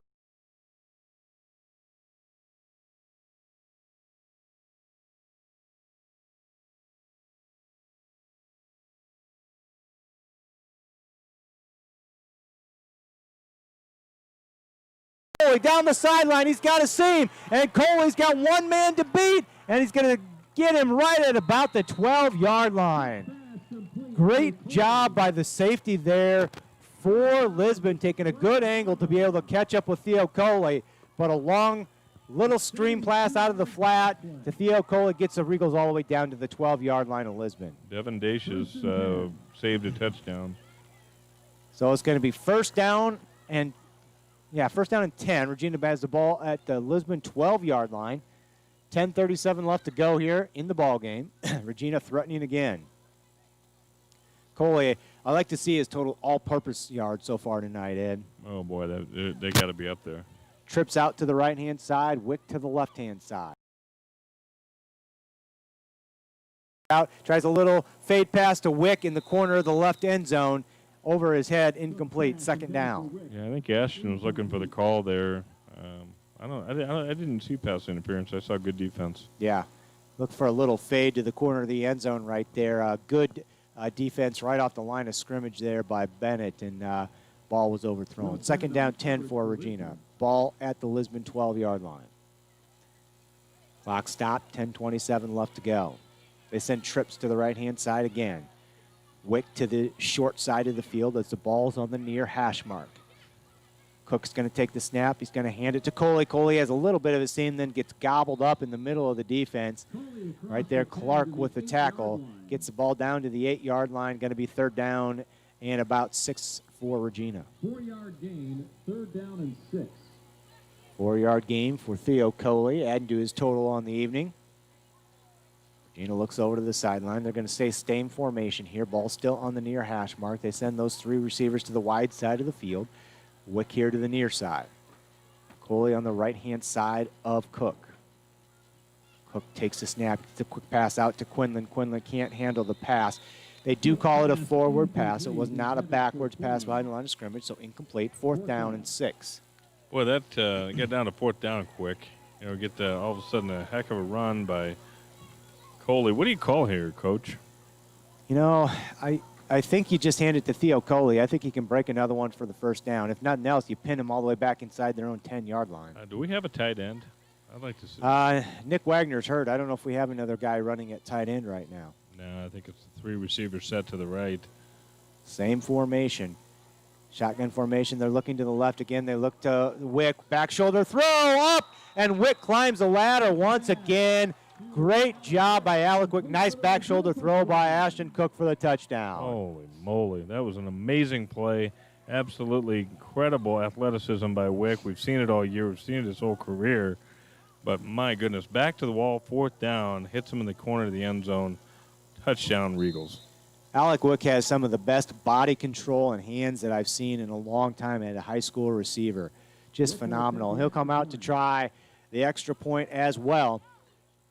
9:42 left to go in our ball game. Snap is down, kick is up, and it is good. So with 9:42 left to go, Regina takes the lead, 49-12. Wow. This kind of got out of hand in a hurry here in the second half, Ed. Yeah, it did. It's going to be time to put some young guys in, though. Give them some quality varsity minutes and get some of our starters some rest. Wick TD 49-12, 9:42 left to go in the game. And then 35 would be running clock, wouldn't Yep, 35. And that goes, last year was just second half. This year, anytime the game hits 35, it's a running clock. So a couple scores coming in. Don Bosco 66, Springville 28. AGWSR versus Rockford. AGWSR down to Rockford 50-36. Northland 22, Edco 14. Pella leads Carlisle 13-0 at half, and Spirit Lake leads Okoboji 53-0 in the fourth quarter. How about some of those 4A scores that you had? Did you see any of the Valley or Dowling? Haven't seen any 4A scores roll through so far. Danny, if you're listening to us, send us some 4A scores. So new kicker now for the Regals, going to be number 42, Andrew Denninger, kicking off. Some other guys in now. Trent Gerard, Jack Tierney's out there. Jackson Hamilton's out there. Andrew Triplett out there? No, I can't tell that number right there. 83, Gabe Graff is out there. So some new players out there for Regina. Kick off to about the 14-yard line. Taken by Dishes. Dishes runs up the middle field. Has a little seam. He's going to be wide open, having himself another kickoff return for a touchdown, I believe, here as Carson Jensen is tracking him, but not enough. As Devin Dishes, his second kickoff return for a touchdown tonight. Wow, that was impressive. Carson Jensen stayed with him the whole way, and then it just became a track meet. Man, he just took it up the seam. He had some subs in there in the kickoff coverage that time. They got locked up with blocking, and Dishes did the rest. Yeah, he's shifty. So we'll try the extra point here for Lisbon, see if they make it. That would tighten it up to 49-19 if this goes through. 75. Tyson Scott out there to kick for the Lisbon Lions. Cameas gets a snap. Good hold. Kick is up, and it is good. So 9:29 left to go in the fourth quarter. Score now Regina 49, Lisbon 19. 12 of those Lisbon's 19 points have come off Dishes on kickoff returns for touchdowns, Ed. You got to shore that up if you're Regina. Yeah, he's a really good athlete. I see why they're number 10 in the Class A. I mean, they are ranked team for a reason. It'll be interesting to see the rest of their schedule, the rest of the way it goes. Lisbon, to me, Chad, could be the type of team that really catches fire, going into the playoffs. Despite having the guys with the injuries, if some of those guys come back, you might have a different scenario. Yeah, and I don't know what Wollum's injury is. It looks like he has his right hand wrapped, so I don't know if it's a finger injury or a wrist injury or what it might be, if he'd be able to get back for the playoffs or not. But right now, Cameas has done a pretty decent job coming in, filling in for him tonight. They haven't done a whole lot in the passing game. I don't know if that's more of a component with Wollum in there or not, but quick strike scores on kickoff turnover here. It'd be interesting to see if they kick the ball off or if they tried some kind of onside kick here, Ed. Yeah, I don't think it hurts for them to try an onside kick. And, that's something you work on in practice. Always want to have an opportunity to do it. 30-point game, why not? So, Danny, listening to you, a few scores coming in here. Grinnell leads Benton 27-6. Waterloo West trails Dubuque Senior 38-0. Indianola defeats Sioux City West 49-6. Ames leads Ankeny Centennial 17-14, and Ankeny leads Fort Dodge 14-13.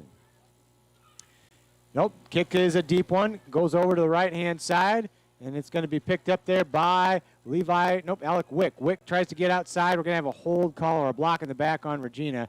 He gets the ball close to the 20-yard line, maybe the 19, but the Regals are going to be backed up. And once again, we appreciate all of our folks watching on YouTube. We also appreciate the RegalCast folks for this broadcast. And again, if you like what you see, feel free to donate it. your convenience to Regina.org and help our boosters and help our support systems do what they do. Also appreciate anybody on the Lisbon side that feels so motivated. So the call was a hold against Regina. So they're going to have the ball first down and 10, ball at about their own 12 or 13-yard line. They'll come out, sending 2 receivers out right, 2 receivers to the left. Coley directly behind Cook in shotgun formation. So still the starters out there for offense for Regina. Going to hand it to Coley. Coley finds a little seam off left tackle. Looks like almost another face mask. Tackled up high. No flag thrown, though, so. He got him by the collar. Coley's got kind of a turtleneck on, a long-sleeve turtleneck, and he had him right by the collar. Dude does get 10 yards on the carry, though. First down and 10 for Regina, so they get a little bit out of the shadow of their own end zone here. Ball now on the 24-yard line, 9-10 and ticking here. Left in our ball game, 49-19, Regina leads.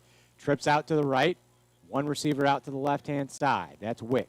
They try a hard count, no.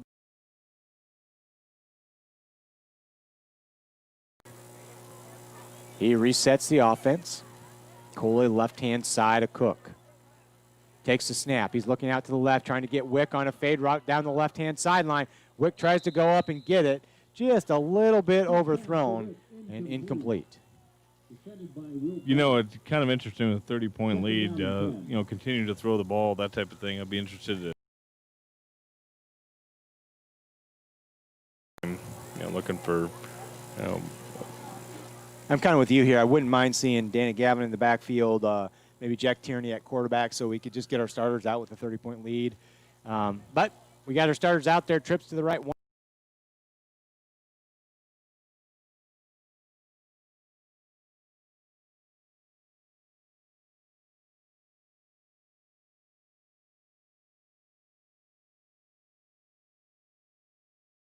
Pass attempt. We'll see. 3rd down and 8 for Regina. Ball at their own 25. Look for a screen here. Trips to the right, 1 receiver left again. Coley on the right side of Cook. Cook tries a hard count again. Lisbon doing a good job tonight other than that first possession. No, not jumping after that.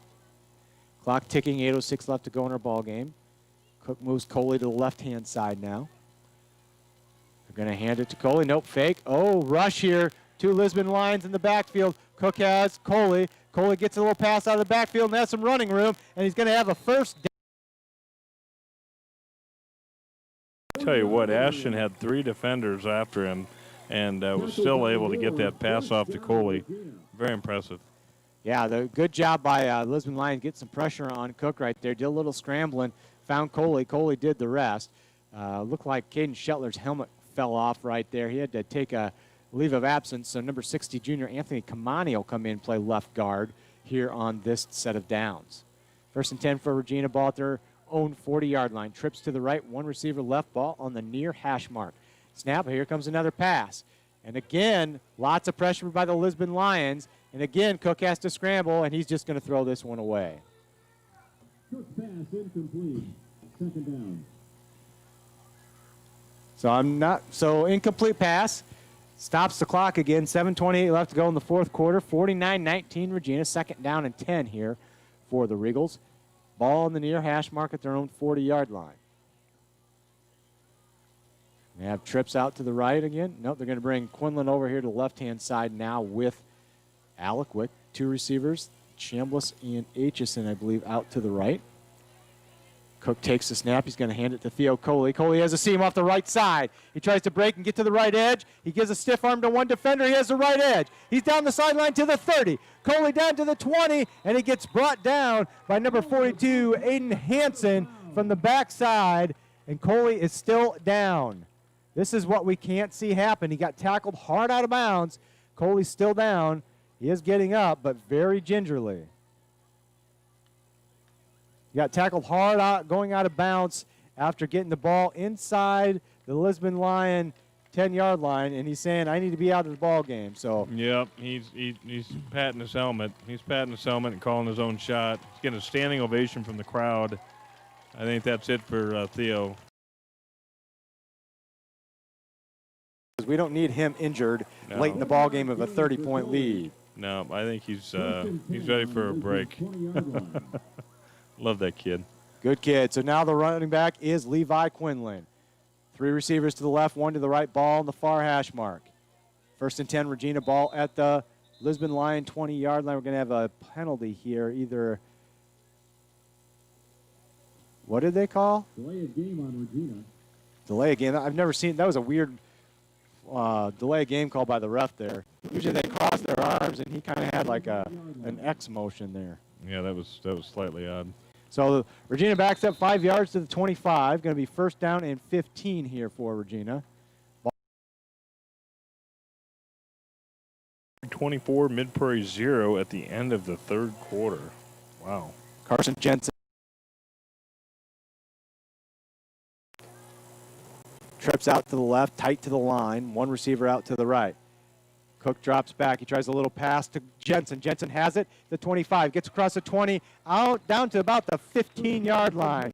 Carson Jensen gets the reception. 2nd down and about 5 for Regina. 10-yard game.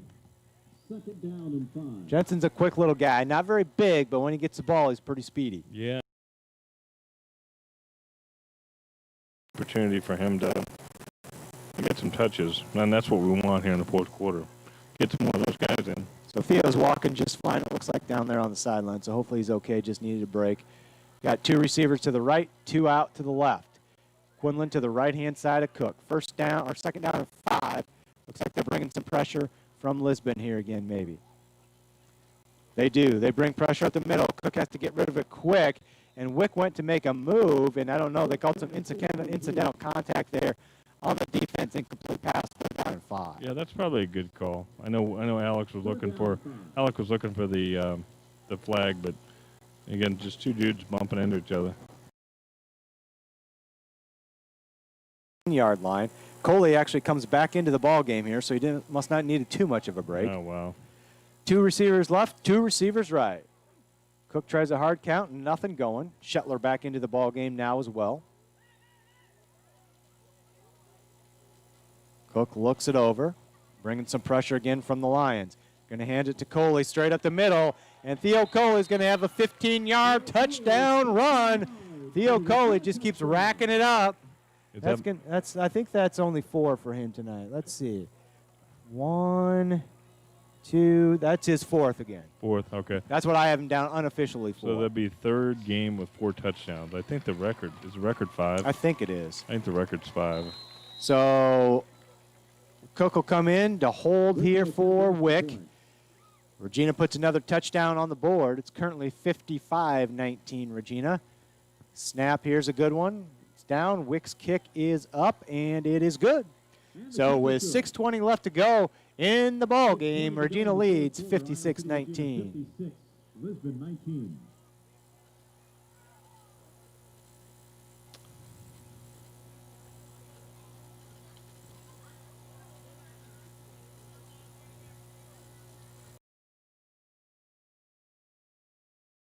Opportunity to thank our sponsors, and in part in the simulcast, we got the Lisbon folks, we've got the Regina folks on the Lioncast, we've got Iowa Physical Therapy, we got Kitchen by Design, Mount Vernon Ace Hardware, Bridge Community Bank, Gary Foods in Mount Vernon, and Elite Plumbing.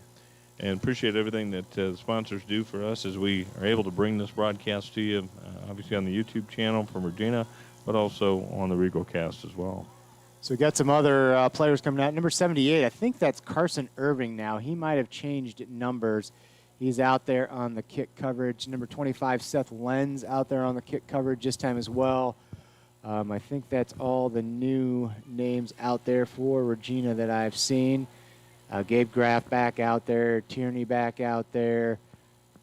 Carter Rios out there, Sam Aitchison, Jackson Hamilton, Carson Jensen, Andrew Denninger to kick off again for Regina. Kick is up, down to about the 9-yard line, taken by Dishes. Dishes comes, tries left, he cuts it back right. Got a few defenders to try to beat this time, and a good tackle this time by number 40, Carson Jensen, brings down Dishes at the Lisbon 21-yard line. You know, Jensen's having a great game. You know, he's really been all around, really very good tonight. Hats off to Carson Jensen. So we have our COVID timeout here.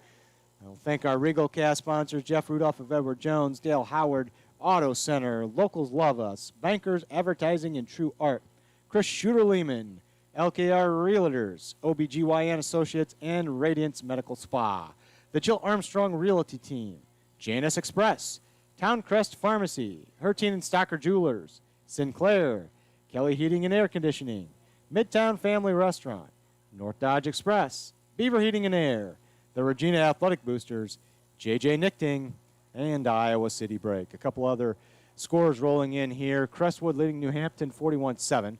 Decorah leading Charles City 49-0. 50-yard TD pass from Hilmer to Hoggenberry. Northland 28, Edco 14. And Springville, I think this is backwards. It says Springville 72, Don Bosco 28. I think that's backwards based on other scores they were sending. And after 3, Comanche leads West Liberty 20-0.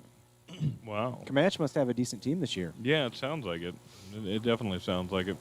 So what I'd really like to see is I'd like to see the backup quarterback. I'd like to see Tierney maybe get in, maybe Dumont get in on the quarterback end, Gavin in at the running back position. I'd really like to see Streb and some of those freshmen find their way onto the line. 6 minutes is a good chunk of time. I'd like to see Lisbon be able to have the opportunity to unload their bench a little bit, especially with this type of lead. So Camellas is going to lead the Lisbon Lions back out into the field. Ball's on the near hash mark, going left to right on your computer screen.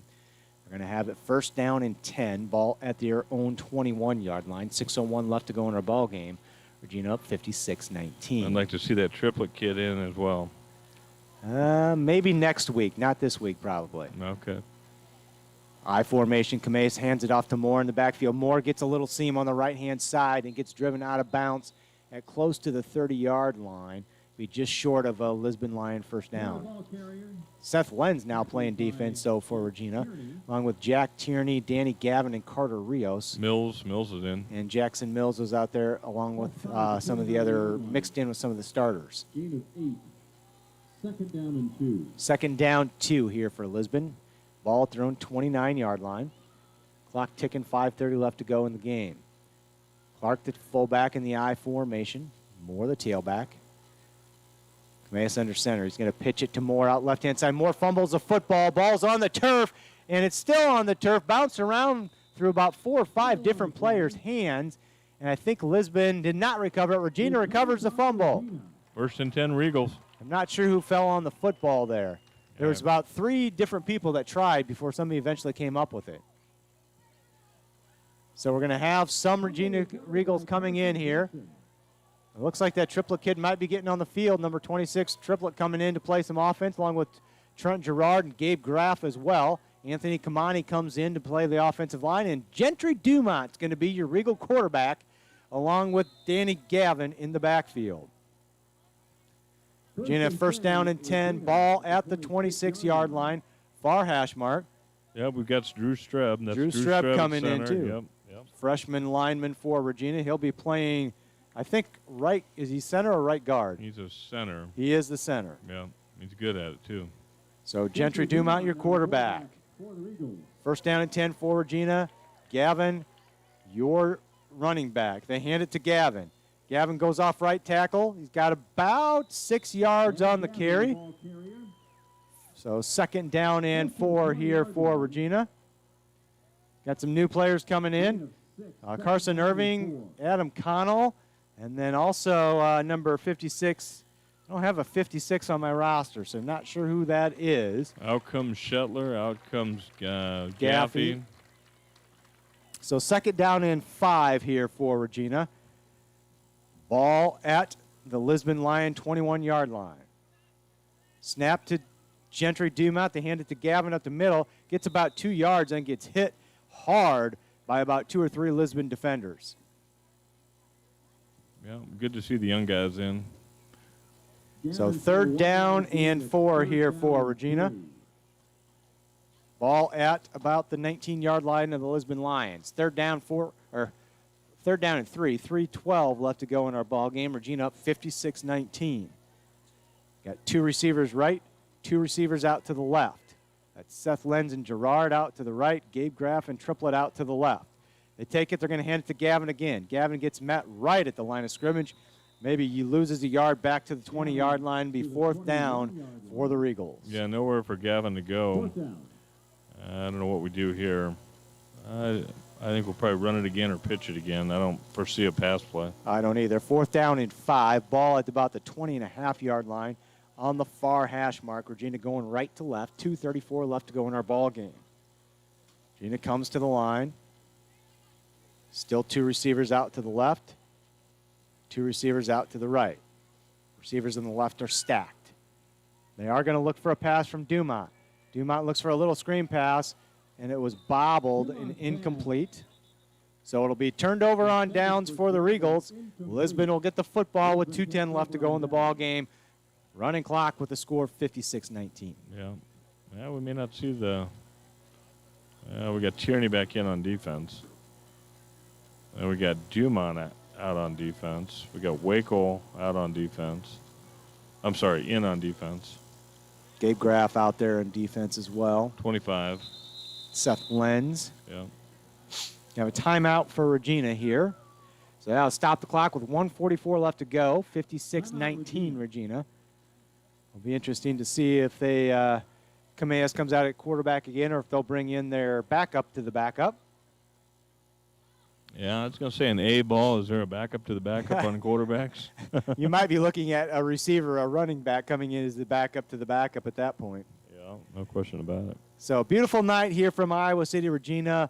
A competitive ball game really in the first half, Ed. And then Regina came out, scored early on the first couple drives in the second half. Turnover by Lisbon, and this game kind of got lopsided in a hurry. And like we said, Lisbon doesn't look to be a quick strike offense. And when you get down by about 3 scores, it's tough if you're a ball control type of offense to put scores on the board to try to keep this close.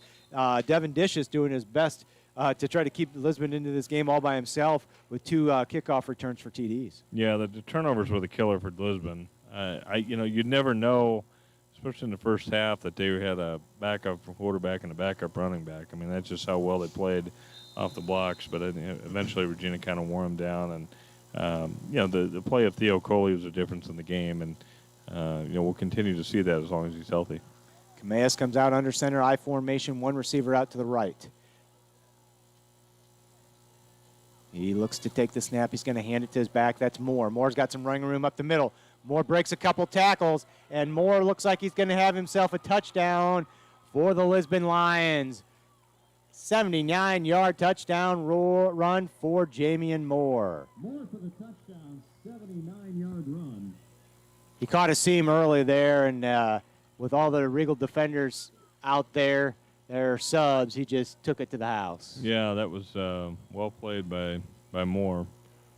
Brings up 56-25, 132 left to go in the ball game.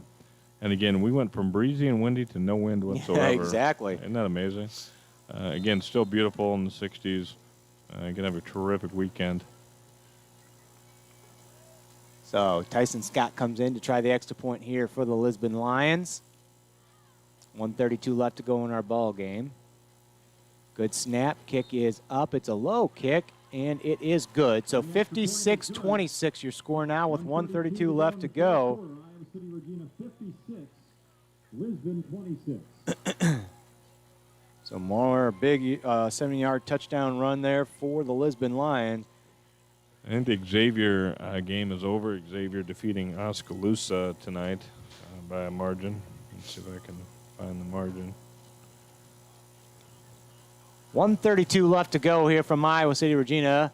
The Regals are going to wrap up a victory here at home again, and probably, hopefully, means they wrap up district with a couple of teams that have struggled with some wins left on the schedule. They go to Columbus next week and then finish up at home against Highland. Lisbon does have a tough game left on the road at Wapello. Let me see who they... And that could be a heck of a matchup. That could be a good ball game, especially if both teams are fairly healthy. They've got to have Highland at home next week and then go to Wapello, the last ball game of the season before playoffs start. So 1:32 left to go here. Regina is going to be receiving the kickoff. Lisbon Lions will be kicking off, down 56-26. Back deep for the Regals, Carson Jensen. And I can't tell who the other, might be Chris Wakel back there with him on the right-hand side. I believe it is. So here come the Lisbon Lions. Going to have a new kicker for the Lisbon Lions this time, it looks like. Looks like it's going to be 71 Braxton Kurtenbach kicking off for the Lisbon Lions. He does a little liner that hits Blake Chambliss, picked up by Trent Gerard. Gerard tries to return it up the middle of the field and gets taken down at about the Regina 37-yard line with 1:29 left to go here from Iowa City. Yeah, I see the Regals running the ball out here. So the Regals come out again. Gentry Dumont will be your quarterback once again for Regina. And Regina will have first down and 10, ball at about their own 39-yard line.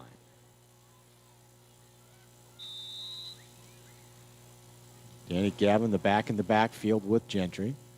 2 receivers out to the left, 2 out to the right. Gentry looks over the defense. Shotgun formation, takes a snap, and he just takes a knee. So clock's going to run. So your final score from Iowa City tonight is going to be Regina 56, Lisbon 26. Good hard-fought ball game in the first half. Ed, Regina just kind of stretched out in the second half, got some big scores, scored quickly. That was the difference in the ball game. Yeah, and I think the play of Theo Coley has been remarkable. 4 touchdowns in 3 separate games, and he's got to be a state leader in rushing and touchdowns, all-purpose yards, and biggest thing is keeping him healthy down the stretch. And it'll be interesting to see how Regina treats the Columbus and the Highland game. Utilizing a lot of different players, maybe a lot of different combinations and that type of thing. But, Marv and, all the coaches will get that figured out and really be cautious and thoughtful in the way they go forward. Knowing that everybody goes into the playoffs, it's an opportunity, quite frankly, for, be healthy going into the playoffs. And we look forward to seeing that. So 27 seconds left here. Clock still ticking. Gentry Dumont's waiting. Take another knee. Excuse me. And Regina's going to walk away at this ball game with the W tonight. And a big district win here for Iowa City. Regina in Iowa City. They're going to win this ball game 56-26 over the Lisbon Lions.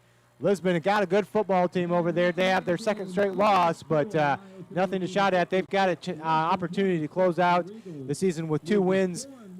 Facing Highland and Wapello. Regina has Columbus Community, and they have Highland left as well. So good job by the Regina Regals tonight.